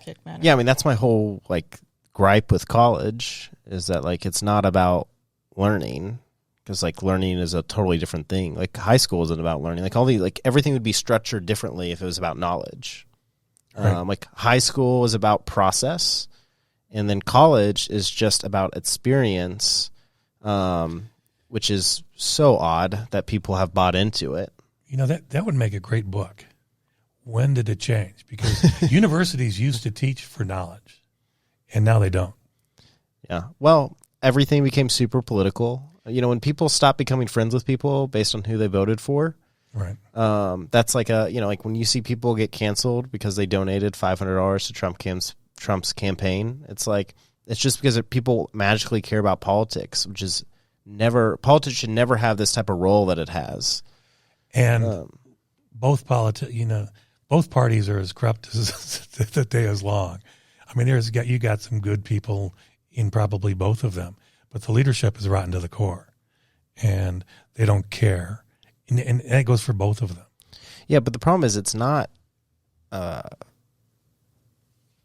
everybody votes for, like, this whole thing about like voting for who's going to be president is so silly. It's like you should actually be voting like who's going to be your mayor, who's going to lead your school district. Like local government is just starved. If you look at elections, I think it's like 5% of people vote in local elections. Yeah, I think we hit 6% up in McKinney. Yeah, I mean, so it's like nobody actually cares. That's why it's such a joke when people are like voting for president. Like, you know, my friend was telling me that he was voting for Biden because Nashville needed better roads. And I was like, you idiot! The federal government doesn't control roads in Nashville. Like, didn't we do those shovel-ready jobs once already about 10 years ago? So it's I mean, it's just like you said earlier, government doesn't do anything. Yeah.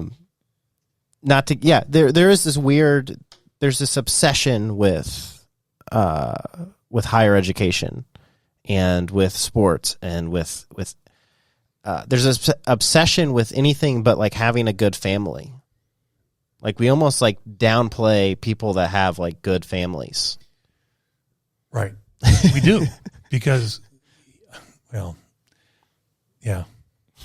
You can go on. I know you want to say more. No, it's just that I want to solve problems. I really want to address the issues. And it really does start at what's going on at the family. And I don't care if it's a same-sex family. I don't care if it's, the traditional nuclear family.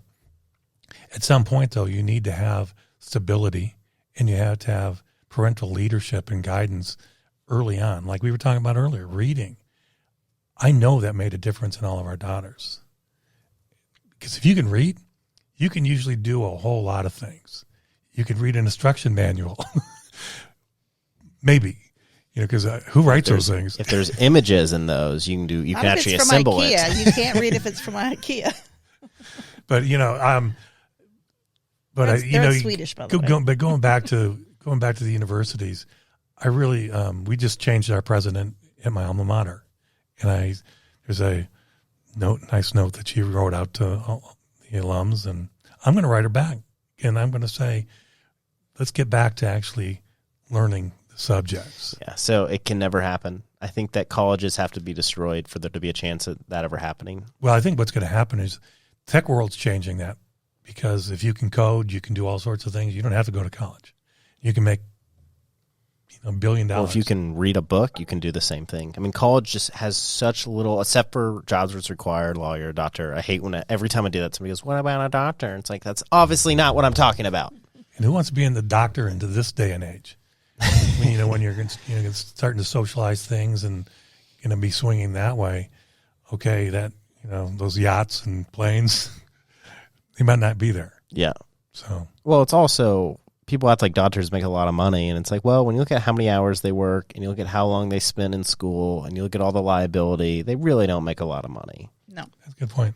And yeah, so I think, the college is a giant pyramid scheme.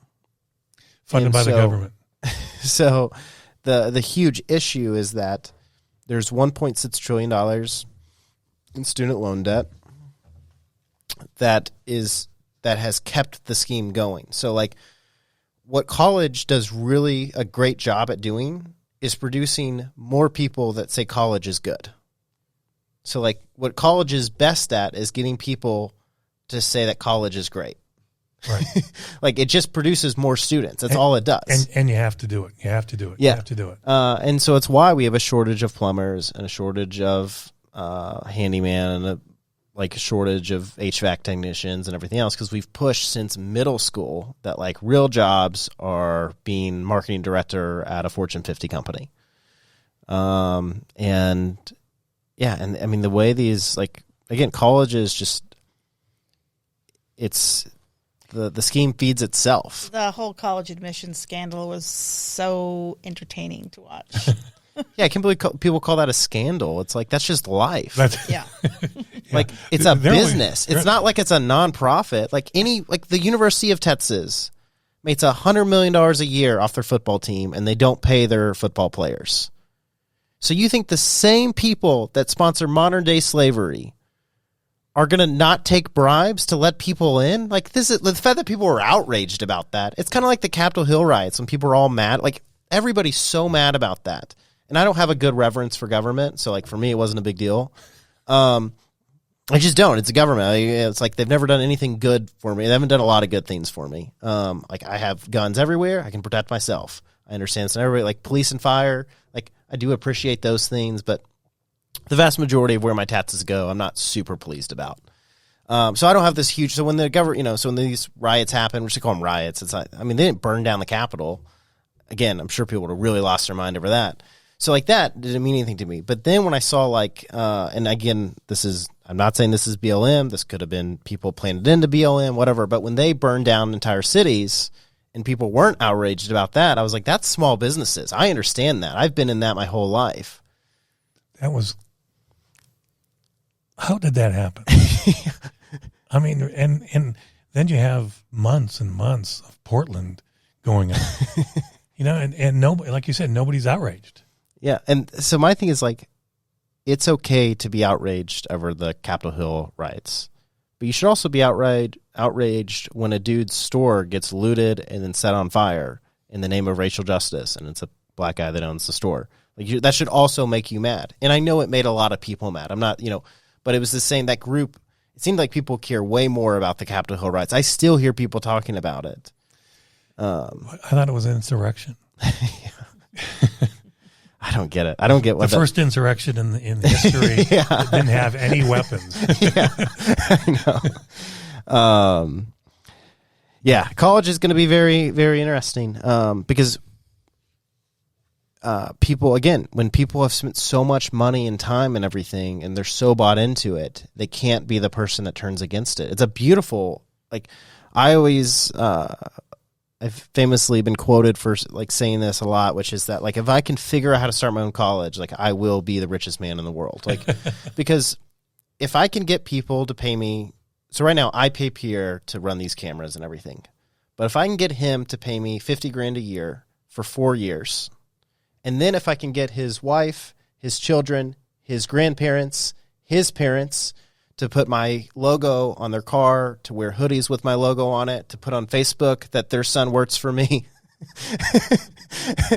And then at the end of it, all I have to do is maybe get him a job making $30,000 a year after he's paid me $250,000 in for years. And I can do that for 30,000 people a year.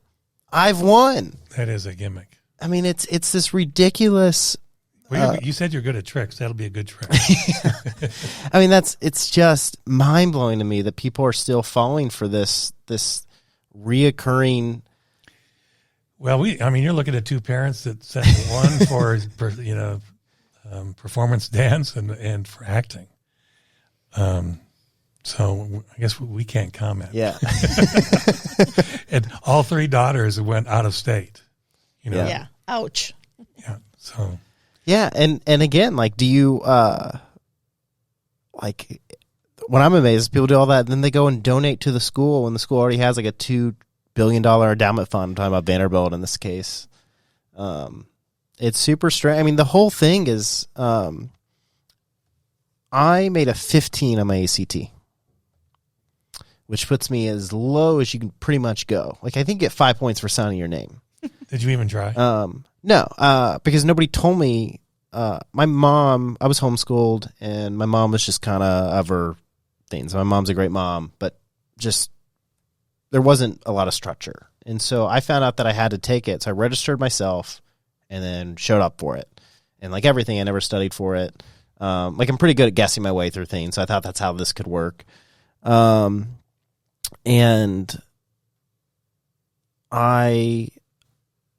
I met, so I have a lot of people that I have a lot of white privilege because I'm white and I semi-successful. So I have all this white privilege that people tell me about.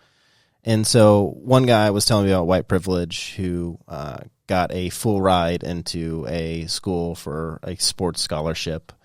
And we were talking about what's the thing where like he can have a lower grade. What's that called?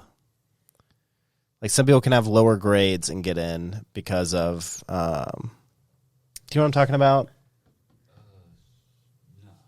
Gosh, what's it called? You know what? I have an idea what you're talking about. I don't know what it's called specifically. It's like a curve type of thing. I know what you're talking about. I can't think of the name of it. But Continue. But he's explaining to me essentially that like, hey, because I'm black, I didn't get the education you got because you're white. Therefore, I was able to go in at a lower grade. Mm-hmm. And I was like, like sign me up for white privilege. I wish, like I'm in a 15 ACT because nobody told me about it. Like I just never had these. So there's this weird, like colleges should be about like the whole people buying their kid into college. I mean, that if you're already paying for them to go there, isn't that just how it should work? Like the fact that there's even admissions to college just seems strange to me. What I find strange is people want to think that, who was it? It was the gal from Full House. Laura McLaughlin. And it was the other high profile names, but you think those 5 families were the only ones doing that? Yeah. Seriously? But yeah, I just don't know why there's even emissions. It just seems like they're a business that you pay $50,000 a year that anybody should just be able to go. Like But you got to give him the guy props. I mean, he was actually photoshopping the daughters into rowing. I guess if you got that much money, you're going to flaunt it in that way. But no, I mean, I go back to the when we started the government funding state colleges and things like that, all the costs raise. Instead of a $40,000 salary, now the profs are getting $125,000 or whatever.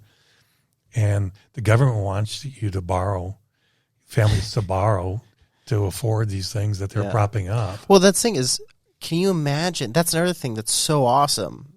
So on top of Pierre's whole family, so proud that he works for me and he pays me $50,000 a year. And he worked, by the way, there's a chance he's going to commit suicide because of how hard I make him work. Because he's good thing we've got Lali here. But I mean, seriously, like think about the amount of students that will have lost their mind over studying for weeks straight for an exam. Yeah, so I think that's what you were talking about, right? Apply that to a work setting, and so it's like he's working 20 hours. This is such a ridiculous example, but anyway, so all of that. And then he's like, hey, I can't afford $200,000 to work for you for 4 years. And the government's like, oh, well, we'll give him the loan to do that. But if he goes, I want $200,000 to start a video production company, they'd be like, no way on earth. Yeah. Mm-mm. The one slight change in the topic, but one of the things I'm happiest to see is we as a society, American society, starting to address mental health.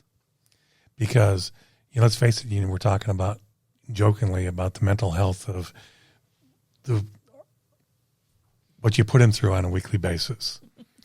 But the reality is there's a lot of people out there that have been feeling the pressure back from the grades, getting to schools, going to college, getting to the work, and the pressure just keeps building and building.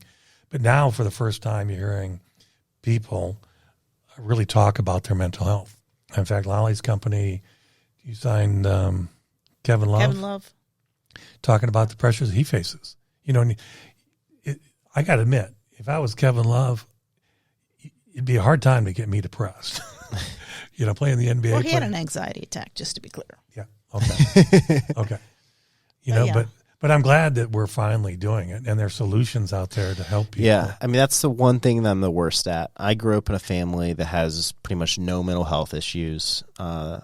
So I've had crazy things happen, and the longest I've ever been depressed is 24 hours. And I've wanted to be depressed longer. I've had crazy things happen and just wish, but 24 hours, I just wake up ready to go again, no matter what. I lost $1 million deal when I was 18 years old. And I remember I was sad for a day, and then I just found myself working again. I just have never had mental health issues. Resiliency. Huh? You have resiliency. and so then when I've met people that have mental health issues, I was like, oh, it must just be a fake made up thing in their head, just because I never personally had it. So it is a weird, I don't know, I'm not scared to talk about anything. So when people, I just wish people were more open about it. I just think, so I'm a Christian, so I look at it as man, the devil's really using this to prey on people. So I know somebody who, tried to kill herself and, is now talking about it for the first time 5 years later. And it's why don't you just talk about it the day after? This hiding from it. It's if everything's in the open, it's kind of hard to be attacked. That was why, Trump kind of messed everybody up because, I remember this is my favorite clip ever, on in the internet is Hillary Clinton is giving, she's a great politician. She's saying, and she was and he hasn't paid taxes for 30 years. And he leans in the mic and he goes, that makes me smart. Right. and so what her picture was that, oh, he's going to find a way to deny it or get out of this because she debates other politicians that don't own things. And so, but he found is he owned things and then nobody had their attack anymore. And I think it's the same thing with mental health, that if people were open and honest about it, But also people use it as a cop-out, which is real annoying. I have mental health issues. But if people are just, like, open and honest about, like, this is what I struggle with, like, not only would they find support and help, but they'd actually probably just feel better about it because it's not like this weight on them. Is that true? I don't know anything about this Well, stuff. it broke my heart with the gal who, the tennis player who just withdrew from the French Open. Yeah. Because she had high anxiety meeting the press, and it really froze her. And all of a sudden, the tennis federation said, "Well, we're going to fine you, and we're going to suspend you." That's not okay. And you then- have to talk to us. Yeah, and then she said, "Okay, then I withdraw." You know, we as a society should be clamoring that at the tennis federation, that's unacceptable. You know, it just is. We should, because I promise you, a lot of problems we as a community and we as a country, if you clean up the mental health side of it, it'll make stark significant. Okay, now let's improvement. go to the other side of this. I'm going to be devil's advocate. I'm not saying I believe this, just going to be devil's advocate. Sure.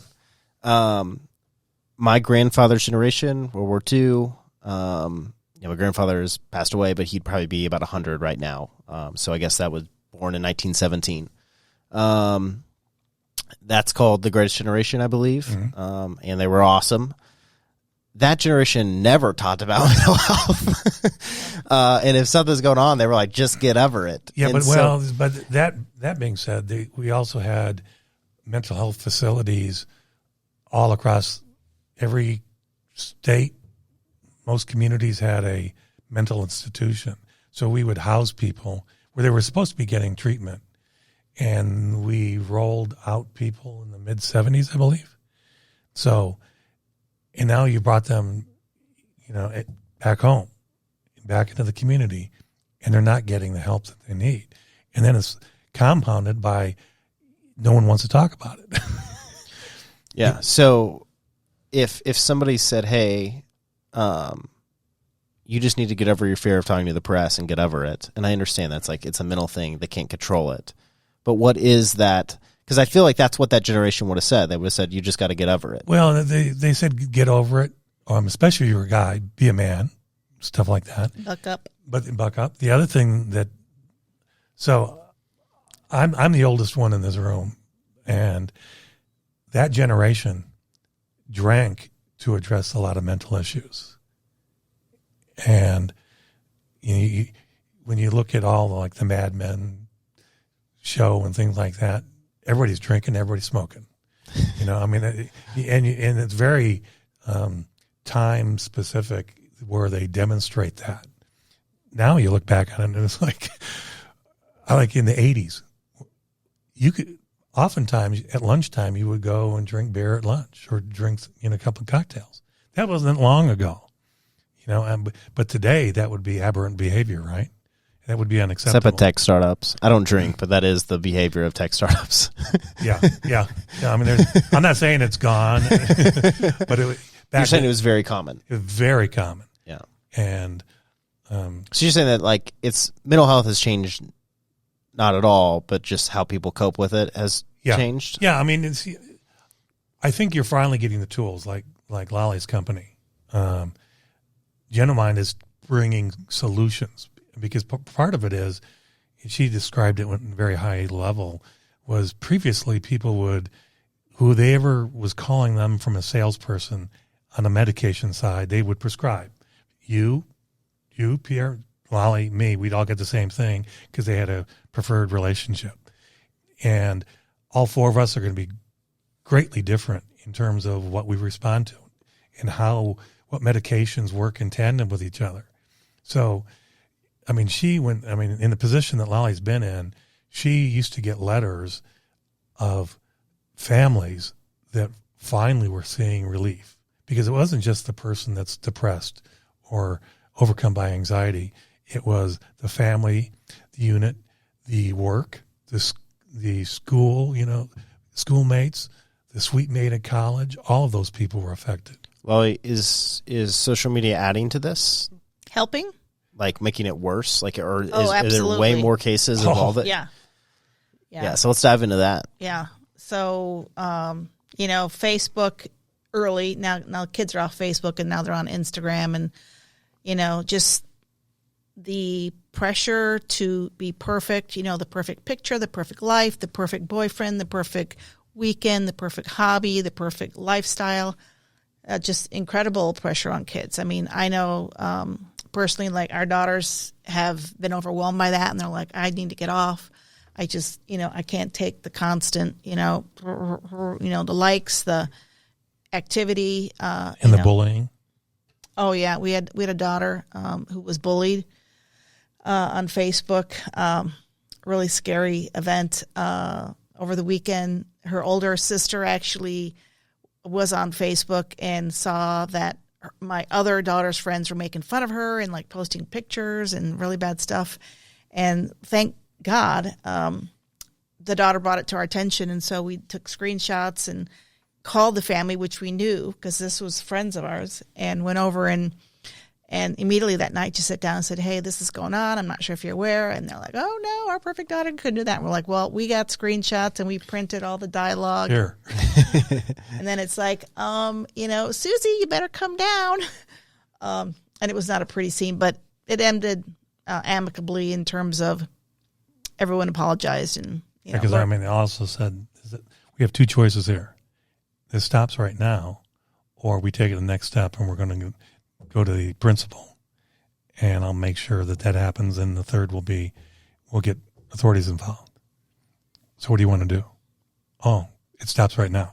Yeah. No, they took that on. They owned it on their own. They did. But, yeah, I mean, you have the whole Kim Kardashian thing, just there's this altered, unrealistic life and lifestyle that, celebrities and Hollywood want to portray, and, all the influencers want to portray that you should have and be. And here you got, kids in middle school, kids in high school, college girls trying to meet that expectation. And it's just completely unrealistic. And yeah, see, I venture on the side of like, well, that's their own fault for trying to reach that. That's their parents' fault for acting like that matters. Right. Yeah. Like, no. I mean, like that's like, it's this weird thing of like, well, you just hit it, because we would say that doesn't matter. I mean, that's the other thing I would say, that a lot of the problems arise because parents aren't involved with what their kids are doing. They get all wrapped up in, games and all that, and they're disconnected from the parents and what's actually happening. And then next thing you know, everybody's off the rails. Oh, keeping up with the Joneses too. Really? Does your kid in fourth grade need an iPhone? Like, why do you need a smartphone in fourth grade? I'm a personal advocate of, if you're going to a school, there should be dress codes, khaki pants and white shirts. And because the stuff people would wear to school, people would drive to school in, it's just nuts. I mean, I never had a car until I was a senior year in college. So I venture for the idea of that it all, like, being exposed to all of that. And of course, it's a young age. It's different. Like, my brain won't fully mature until I'm 35, according to research. And women's brains typically mature by the time they're 30, which is why women marry older guys most of the time, because they're same maturity level. But so I look at it as, again, more mature brain now, and I was homeschooled for a while, so maybe, context is everything. But seeing all that stuff, like seeing your friend with the nice car and having the nice car, that's just how life is. Life is unfair. It's full of disadvantages, and also cars don't really matter. It's coming from a big car guy, but it's like at the end of the day, it's like everything can be a teaching moment of like, yeah, this isn't. I'm somebody who's obsessed with fashion. This will be the first podcast I've ever done where I'm not wearing a suit. It's because it's at 6 p.m. I'm sorry, I just was not feeling it. Well, we were wired. You can ask me, isn't that right? Every time Peter looked at me, he's like, "Are you going to change?" I was like, "It's not that bad." No, in fact, at home, I said, "Are we going to wear our tour garb? Or should we drive?" She goes, "No, wear the tour." Well, that's when I didn't know there was going to be video either. Surprise! It's 1080p, so you'll get to see real great detail. So I just look at it as like, man, all this stuff is like, kids should be able to wear whatever they want to school, and then if your kid is struggling with want to keep up with the Jones, that's a wonderful teaching moment. It's a wonderful thing for them to conquer now so they don't face it when they're 30. Yeah. And because it happens as an adult. So yeah. I host a poker night, and When? I'll invite y'all. Do you want to come? I haven't hosted one in Dallas yet. It's $100 maximum buy-in, so it's not a big deal. And it's just it's a great get-together thing. I host one in Nashville every time I go back to Nashville. And the last one I hosted, at the table there was, I think 27 people came, and at my table there was 9 players, and 8 of them had at least a $10,000 watch on. And I like watch. I don't own a nice watch, but I want one. And I left that really wanting one. You know, I mean, like, cause like the guy next to me, you know, $150,000 watch. I mean, it was just like crazy stuff. The low end was like a $10,000 Rolex. And I just remember thinking, and the parking lot was crazy. I mean, there was probably $1 million worth of cars in the parking lot. And so you're in that moment, you're thinking like, man, I want this. And then guess what? The next day I got back to doing my normal things. And about 2 days later, I was back in Texas and here, and I was like, all right, back to my normal life. Don't really care. You know, like, so I think there's, you know, and again, I'm older, so I'm more mature, and I'm not seeing it every day like people are if they're going to school and they're seeing it. But I just think there's like great teaching moments to when people are exposed to things, you can give them great life lessons that can help them for the rest of their life. Agreed. Yeah. I mean, our girls grew up in a family that didn't put a whole lot of importance on those things. Yeah. I mean, we've had 3 cars now. One went to 196,000. One went to about 150. And our 2015 just hit the 100,000 mile up right outside Memphis, actually. So. Yeah, I mean, we that was my family upbringing too. All the cars had, you know, like typically 250 to 300,000 miles. My parents always bought Hondas or Toyotas, and then, you know, me, like I've had a lot of Mercedes and you know, like I'm kind of the odd one out. But I don't care about that stuff. Like I love cars, but I don't care about like the longevity of it. I'm like, it's okay if I understand it's a depreciating asset. I understand the money. I'm not putting money into it like it's going to appreciate. Right. But I think about that a lot with my kid, because it's like I do have a lot of nice things, and we do plan to have our own plane and fly around and travel. And I don't want my kid to have this pressure that he's got to be some mega entrepreneur. You fly? No, not yet. That's beginning stages. I'm gonna get this out of the podcast. I don't want to tell anybody, but I've been reading through a huge book on it, and then once I do that, I'm allowed to take a lesson, and we'll see where it goes. Very cool. Do you fly? No. She's bungee jumped before. Whoa. And this year she wants to skydive. Yeah, that's a no for me. See, I don't do things I can't control. That's on my bucket list. Yeah. What else is on the bucket list? I'd like to go to Easter Island. Where's that? Down south by Chile. Oh, okay. Yeah. You know, it's got those funky Sloths? No. No. Headstones. Yeah. Big okay. I know what rock you're talking formations. about. Yeah. Yeah, carved formations. Yeah. All right, so we've gone way off track. Chicago Marathon. Both of us did. 2011. Wow. 26.2 What time? miles. What was your time on it? I was right at 5 hours. Okay. 6. So here's the deal. I ran a marathon, and everybody told me, nobody asked your time. They just asked if you did it. The first 100 people that asked me about my marathon asked my time. Every time somebody asks if I run a marathon, that's the number one question. What was your time? I mean, I don't have a lot of people asking me my time. First, they couldn't believe that I did. I mean, that was my 5-0 birthday. So how this came about was pretty humorous. So, and this is early May of 2011. Lali comes down and said, "Hey, what do you think about running a marathon?" I'm saying, "What?" I said, "Well, if you want to, yeah, I'll run with you." And so she goes upstairs because her office is upstairs, and she comes down about half an hour later. She goes, "Okay, we're entered." I'm thinking, "What do you mean we're entered? Do you know what has to happen between now and when we run?" And she goes, "Oh no, we're going to run the flattest marathon, which is Chicago. And she goes, it's your birthplace. And it doesn't happen until October 11th. I said, well, that's still. Is it really cold at that point? No, Okay. it could be. It could be, but it's fall. And there's a lot of Indian summer type of stuff that goes on. And so she goes, well, I've already got a workout schedule. And here's couch to a marathon. And literally it was the first practice. So you ran 4 days a week, Monday, Tuesday, Thursday, and Saturday. The long run being on Saturday. So the first day on Monday was a walk of 1 mile. And then it was a run of 2. And then Thursday was 1. And then Saturday was 3. And we did that for like the first 3 weeks to get used to it, doing it. But it was, and then in July, the long run was at 9 miles. And we finish up, and I said, well, I don't think I'll be able to run this. I said, I feel just dead. And she goes, I do too. And then luck would have it, I was at the Kroger pharmacy, and I mentioned to the pharmacist, I said, hey, this is what I'm doing.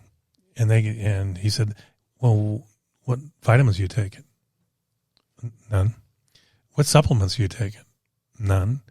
And then he turned his head and looked at me like a cow looking at a new gate and said, you look like a smart guy. What do you think you're doing to your body when you're running 9 miles? Sweating out every electrolyte and minerals and all sorts of things. You need to replenish it. So he gave us a recommendation of some vitamins for myself and for Lali. And the next weekend we had a 10-mile run, and it was like night and day. That's how different that was. And then we cruised all the way through it.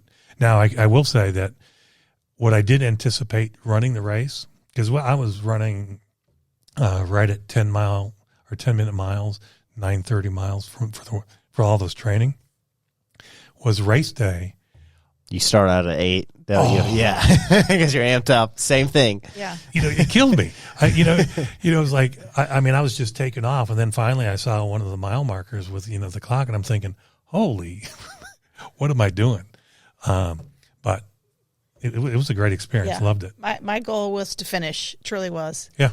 And I ran the whole time.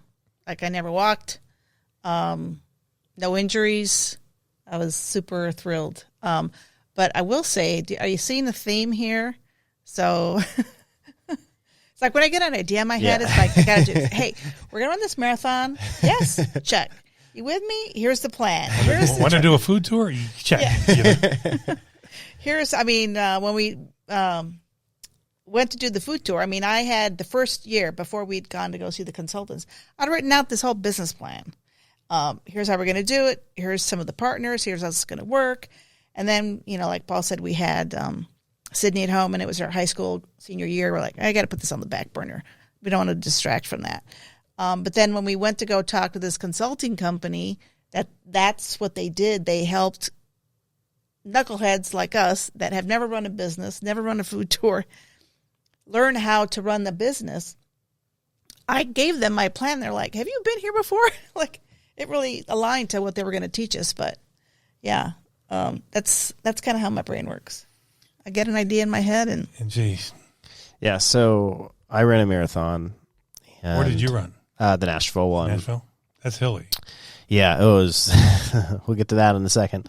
So, I'm a busy guy, and I found out that 98% of people that start a marathon finish it. 98%. Yeah. So I then started going around telling everybody that marathons were easy. And like, this isn't anything to be proud of. And so somebody's like, all right, you should go run one then. I was like, cool, I'll go run one. So I never trained. And I didn't run or work out. So I just showed up kind of thing. And I meant to train. I want to say that. It's not like I meant to not train. I meant to train. And I'd actually... somebody wanted me to do a year earlier. Somebody wanted me to do a half marathon. I had trained for that, but then it got canceled. So I had run before, but it had been about a year.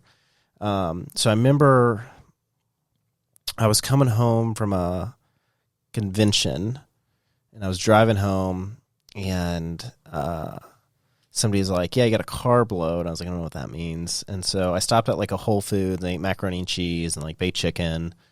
And so this is like my night. So the night before, I sleep like 4 hours. So already a good start. So I show up in like Nikes and shorts, again, like in a cotton shirt, which you're not supposed to do or whatever. Right. And so I check in, and I think I just typed in like a random time that I thought I could do it in. So I'm like, you get like a corral that you're in. Is that what it's called? Yeah. So all these people are like, oh, wow, corral 7 or corral 5. Like, wow. I'm like, yeah, don't know what that means. So everybody, so I go to the, I go to like the upstairs, like it's the VIP or whatever, and there's like breakfast, and everybody's eating bananas. And again, I know nothing, and I used to be a cyclist, and so I remember the bananas from like cycling. And I was like, okay, it's probably gonna be like that. Potassium, good for you. Yeah, I'm talking to somebody, and they're like, so was it what how many other marathons have you run, or how many halves? And I'm like, oh, this is my first time ever actually even running, pretty much. Like, oh, like, honey, you're not gonna be able to do this. And I was like, I'm sure it's gonna be fine. And so I'm sure. Yeah, I felt very confident. Confidence is the key to most things. Right. And so I show up, and I start running, and things are good. Everybody's cheering, and I'm like, can't believe this many people came out to watch people run. Like, what a stupid thing. I just think running's dumb. I hate it. That's why if I do it again, I'm going to still do the same thing. We're not going to train, just knock it out. My thing is, I want to be able to do a 100-mile race, and if I do that, I have to train. Nobody just goes out and runs 100 miles. Most people don't run 26 miles either. So things are looking really good, and I'm taking phone calls. I'm listening to music. My headphones kind of go out, so that's a bummer. And I am posting on Instagram the whole run about how easy this is. And I'm like, mile 16, this is a joke. Mile 19, this is a joke. And the hilly part of Nashville is East Nashville. And so the worst hill in the world was at mile 10 when the half marathoner people cut away from the full marathon people. Mm-hmm. And I watched pretty much 9% of people disappear. And then I was left with people that took this very seriously and didn't want to have conversations, didn't want to talk.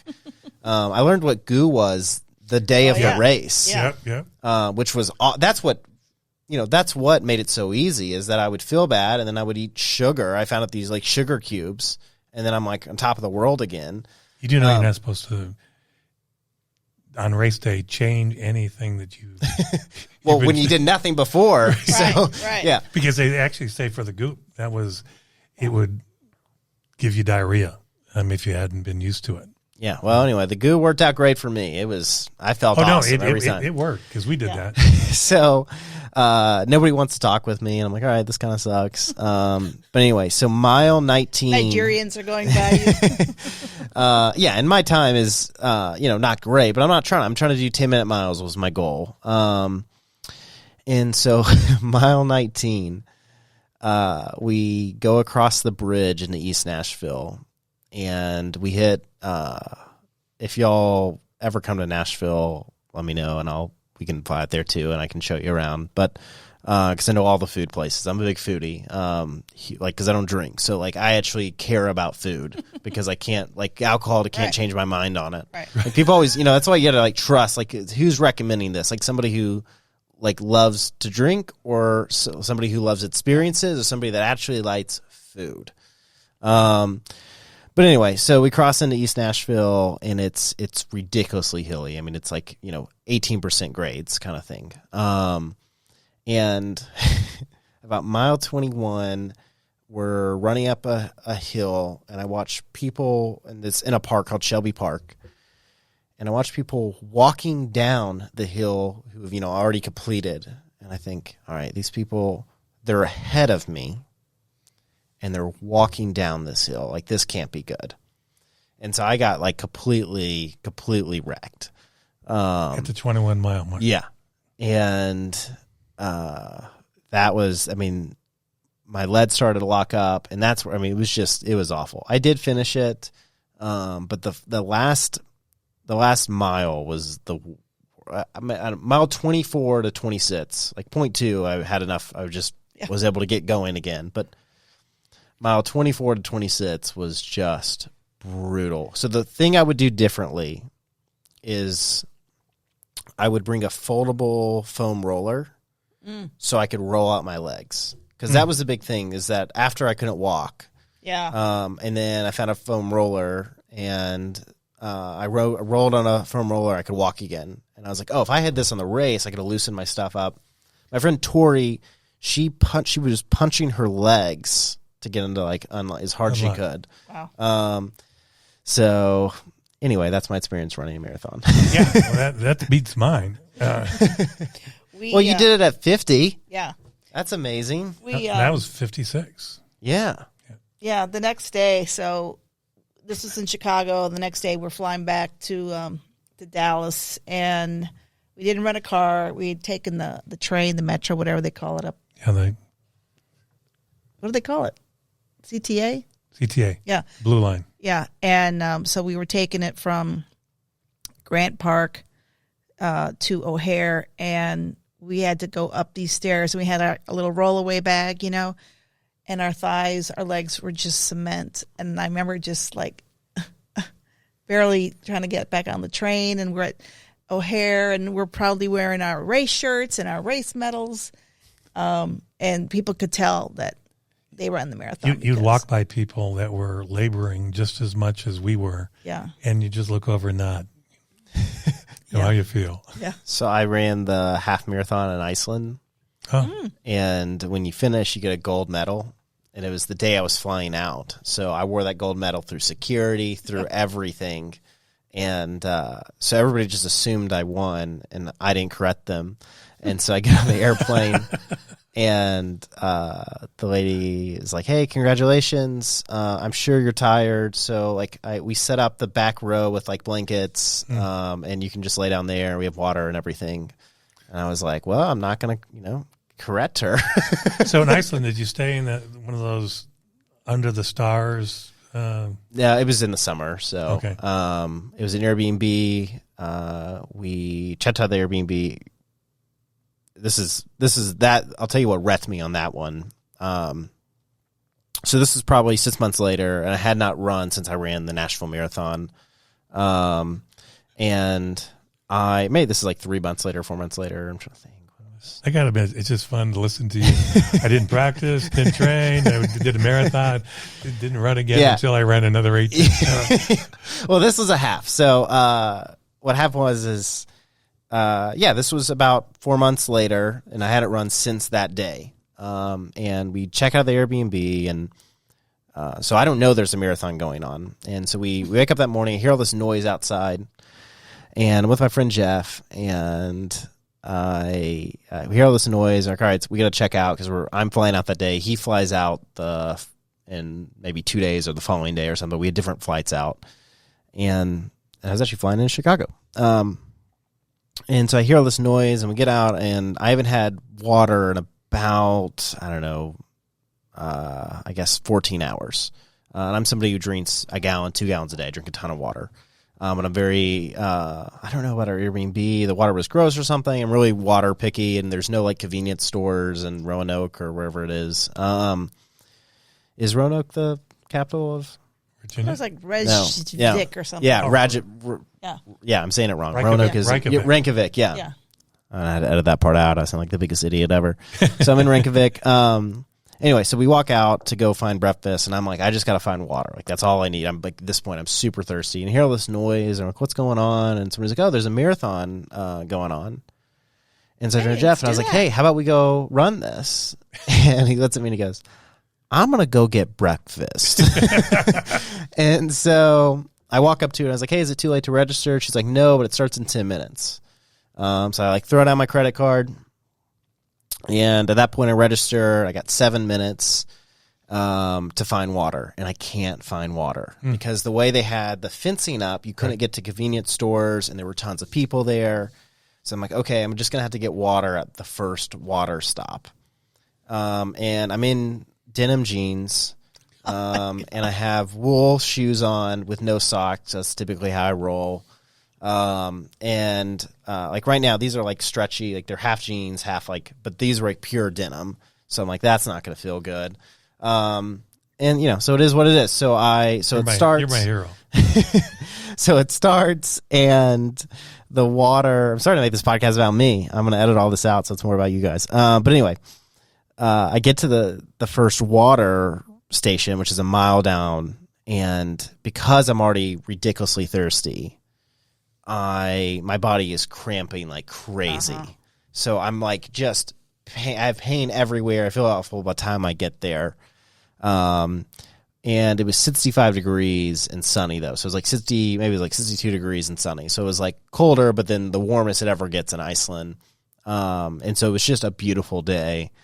And essentially there was I asked a lady like what time left, like how much left. She gave me like the kilometers, and I was like, all right, well, this is really confusing. And then she's like, nice jeans. And I was like, well, I'm still going to beat you. And she like took off. So that was like my goal. So that's how I finished that one. Yeah, thinking back to Chicago, it was 79 degrees in Chicago that day. So hot. Very hot. I also remembered one person died, and one of the other runners gave birth.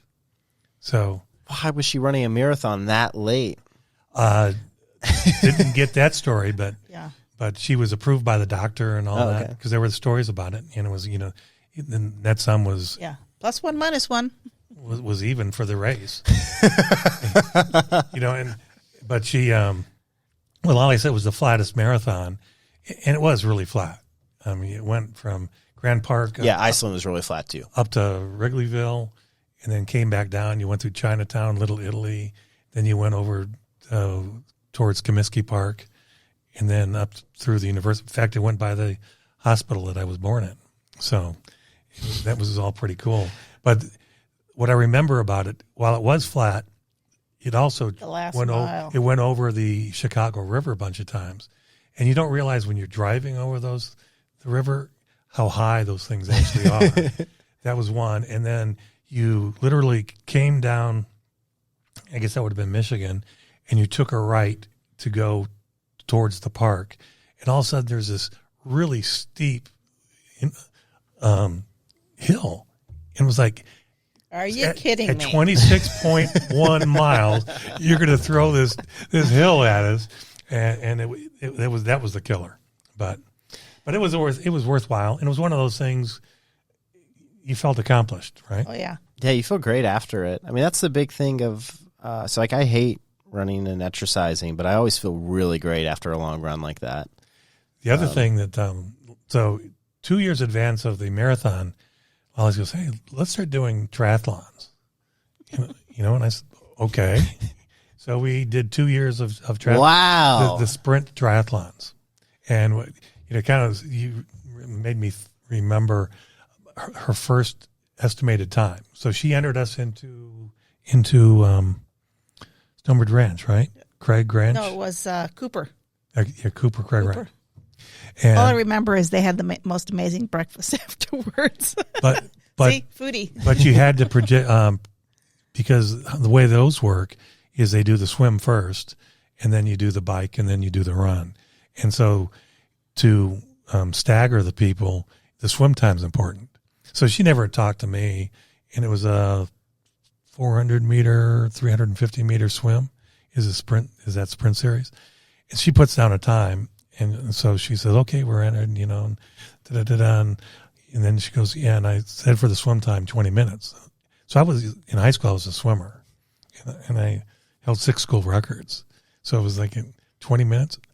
I said, and so we started literally last. At the back. The very back. And I'm swimming. People are dog paddling. And I'm swimming over people, okay. So that was but we did those. We did like 4 the first year. Yeah. And another 4. but I would suggest doing those. Those are fun because they're easy to do. See, swimming's the hard part for me. Yeah, it usually is. I'm a great cyclist. I can get out a run, but I can barely swim. I could take swim lessons. I could get better at it. Currently, my new skill has been getting good at ping pong. That's what I've been working on. I got a ping pong table upstairs. The other thing that I came away surprised, shocked, impressed, how much money people put into their bikes. Yeah. Because I remember because I swam so fast, I would be, one of the first 3-4 out of the pool. And I wasn't that good of a runner at that time. I never ran. I played basketball.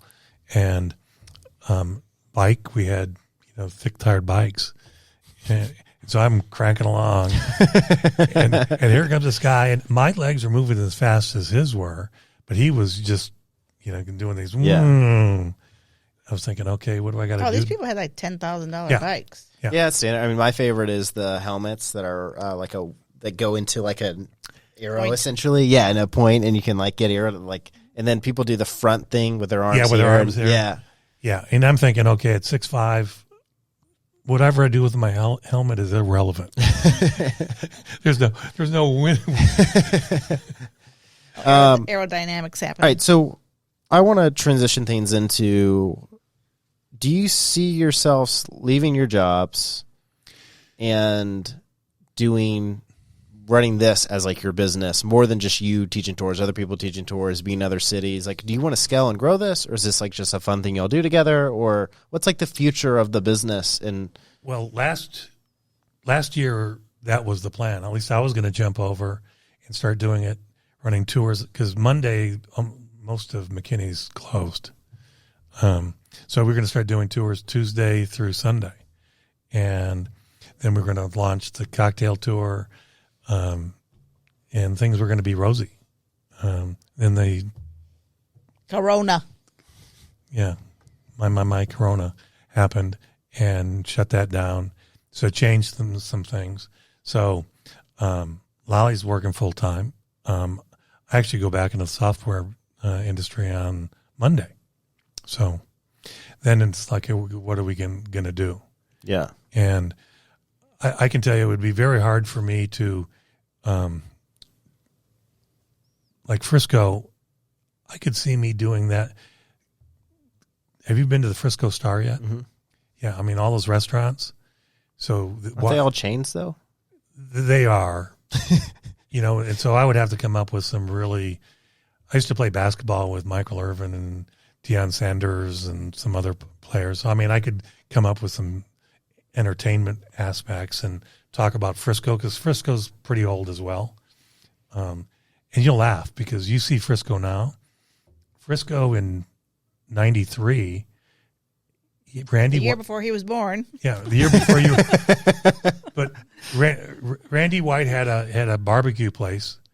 You had the old water tower with the Fighting Coons on it, and you had one other restaurant, and that was it.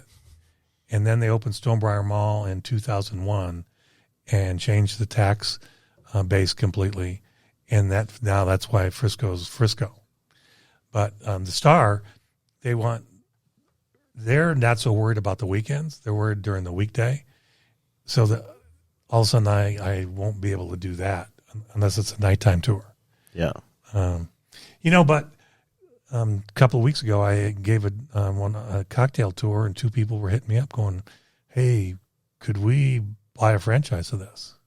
Do you want, maybe I'll talk to them about doing, but what do you want to add? Anything? I mean, the plan was always for this to be sort of like the pre-retirement opportunity. Hobby turned into a fun weekend gig. We picked out the name, like we said, because we wanted to expand, go to Denton, maybe Frisco, maybe, what's that city out there? San Antonio is very old and has a lot of things, right? Yeah. They got food tours. They've got food tours in San Antonio. They got them in Austin. I know those folks. So you just want to find like small cities Yeah. that don't have them? Is that Yeah. the goal? Yeah. Yeah. Man, that's who we should be connecting with at Rabbit. Now realizing this. Yeah. Yeah. So, that was the vision. I mean, I'll hit you up for the restaurants in McKinney. Because you'll like them because, you'll like them because they're true They're not artists. snotty. They're very Dallas people are so snotty. good. So we got married in Houston, and And then my job was going to take me either to Dallas, to Denver, or to Salt Lake City. That's what I was selling, the sterile medical packaging. And Lali's Amex could go to all three of those cities as well. So she put it in for a transfer, and the first one happened to be Dallas. But she didn't want to come up here because they are snotty and very plastic. Big hair, don't care. And they want to know what car you drive. How much money do you have? And Well, it's not that. It's just nobody wants new friends. That's what we have found. Like at church, at everywhere, it's like everybody has their community and they're not looking to add to it. it's funny you say that. So we moved to McKinney in July of '93, and we were. So you're new there. Yeah. Yeah. So we joined St. Peter's Episcopal Church, and it was a small church when we joined, but McKinney was starting to grow. And at one point we had 900 parishioners and doing 3 services and all that kind of stuff. And I thought it was a really thriving, vibrant, welcoming church. And then we lost our rector, moved to Waco. And then for 2 years we had visiting rectors. And then towards the end of that, Lali was getting burned out. She wasn't getting she felt word of God and, passionate. I said, I'm in the desert. I'm in the spiritual desert right now. And so she said, hey, there's this new church starting out in West McKinney in Stonebridge Ranch where we live. And it was St. Andrews. And so she goes, I'm going to go with the girls over there. And I said, well, I can't because I'm in choir and I'm on the search. And I love to sing. He was on the search committee. And I was the leader of the search committee. And I said, I can't go until, the end of June. And she goes, well, okay, you do what you got to do, and I'll meet you at home. And so we end up, we found the rector, welcomed him, had a party on Sunday. And then I said, hey, tomorrow morning, can I come in and talk with you? And so I walked in and said, hey, by the way, I'm going over to St. Andrews. And that's how we changed with that. But The point is the welcoming, how we thought. oh yeah, and so thank you for bringing You're me so back. type A. Yeah, husband, nobody cares. Get to the point. But she so we start meeting these people and go, yeah, we stopped in over there and they were very unfriendly. They didn't want to talk to us and all that kind of stuff. And I'm thinking, hopefully I wasn't one of those people. Yeah. But it's funny because even in a place that you would think would be very welcoming, some of what you were speaking of was present. It's all about community. And I think everybody is pretty good at being like nice to your face.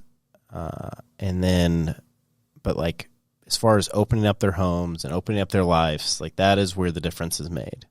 Like, so we try to do like a weekly meeting here. Like we try to just always be throwing events and doing things that anyone's invited to. Cause it's like, we want to be a part of community. We want to build community and want people to always feel welcome.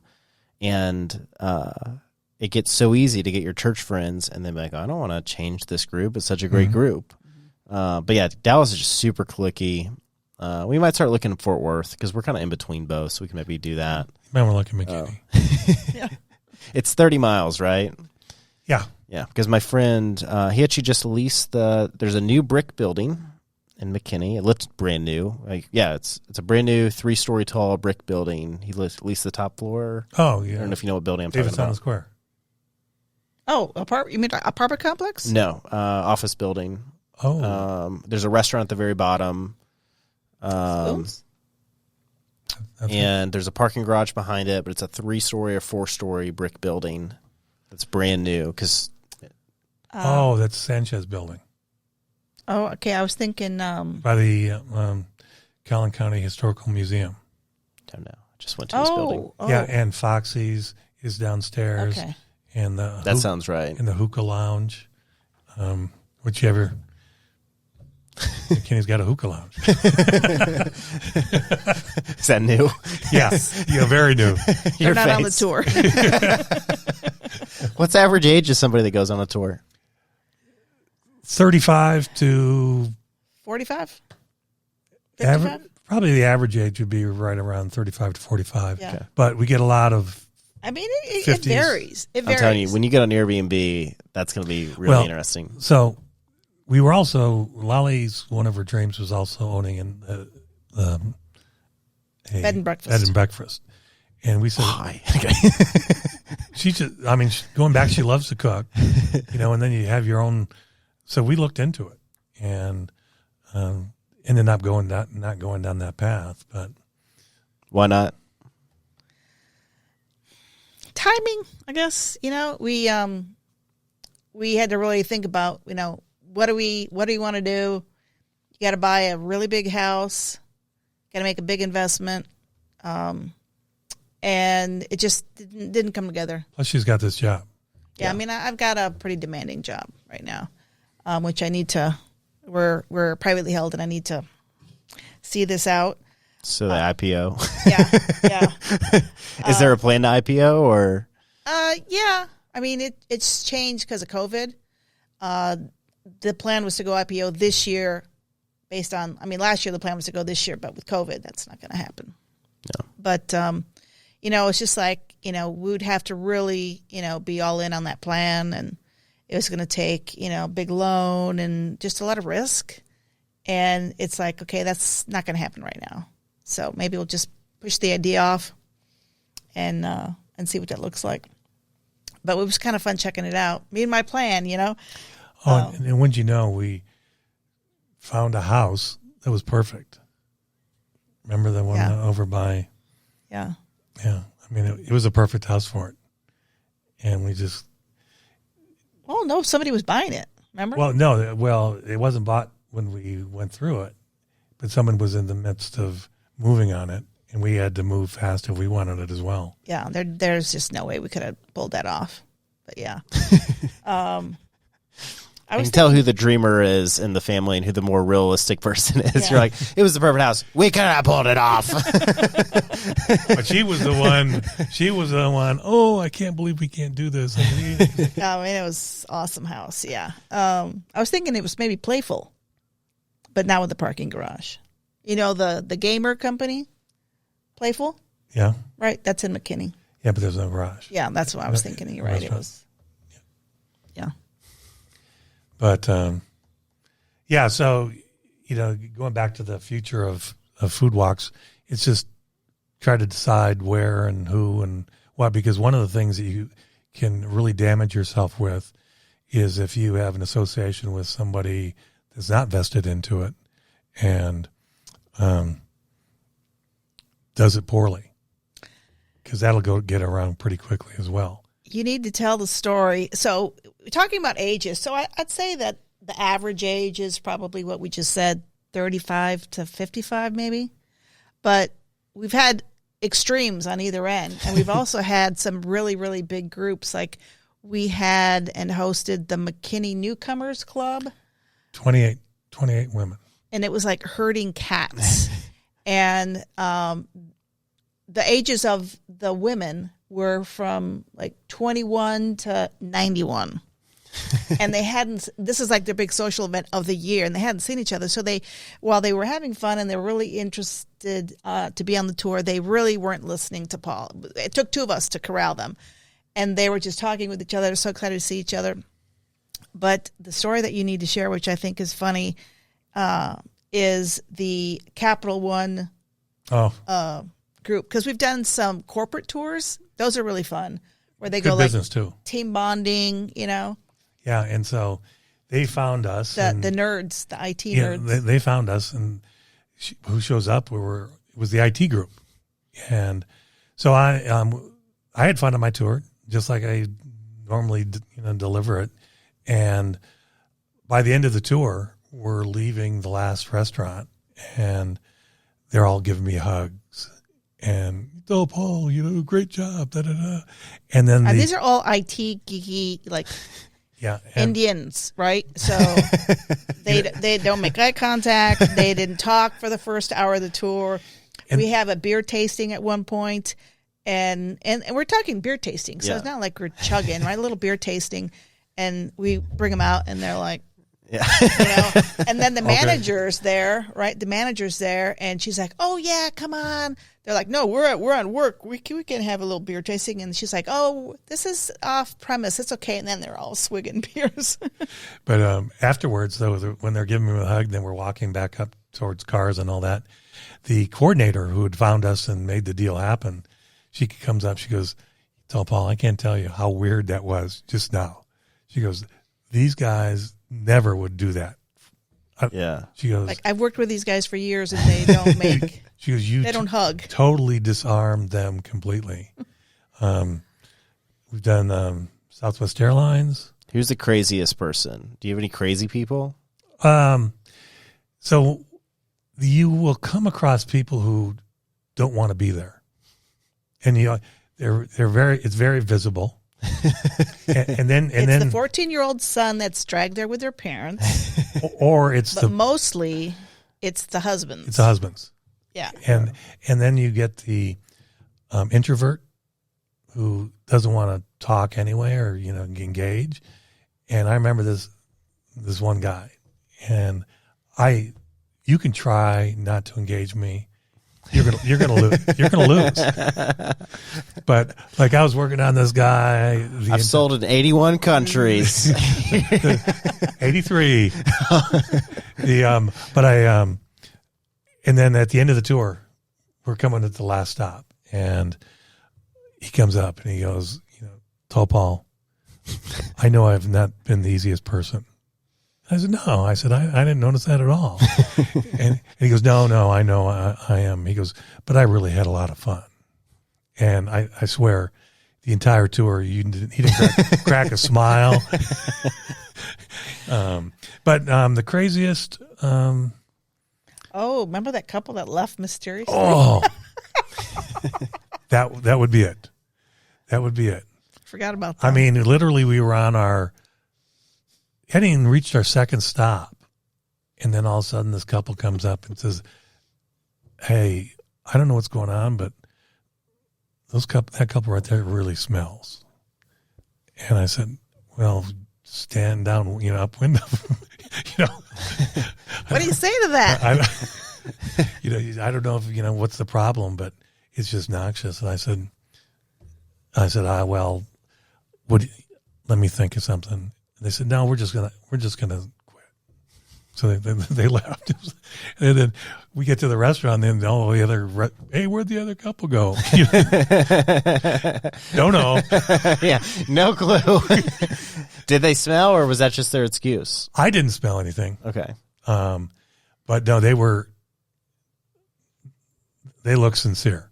And just because I didn't smell it doesn't mean, because I usually will be in front of the group, pulling them. And so like when you're in that group, depending on where you're at, Do you wear a little speaker? No, I've got a loud voice. So Plus, he's tall. He projects. Yeah, you project down. It's easy. yeah. In fact, the 28-person tour, I never used. And then we had remember the Indian birthday party? Oh, yes. 50 people. Wow. Yeah. They all lived in the same house. Probably. Yeah, so we'll do, we would do custom tours as well, depending on size. Because you really need, because you're a foodie, Rye is a place you want to come to. They're artists with their food. Small American plate restaurant. So you order, instead of an entree, you're ordering all sorts of different meals. They're great. CT Provisions. Like oysters? Yeah. Best oysters. They only source their oysters from Massachusetts up to Nova Scotia. So, I mean, they have a reputation now in the Dallas area. If you want oysters, you want to go up to CT Provisions. But remember But their menu's amazing. Seafood. They brought good seafood to McKinney. And what was that? Was it the asparagus? Mm-hmm. Outrageously good asparagus with wasabi. Yeah. Sauce Like of a some. wasabi reduction. Really And then you got sugar bacon. I've been there in McKinney since 2014.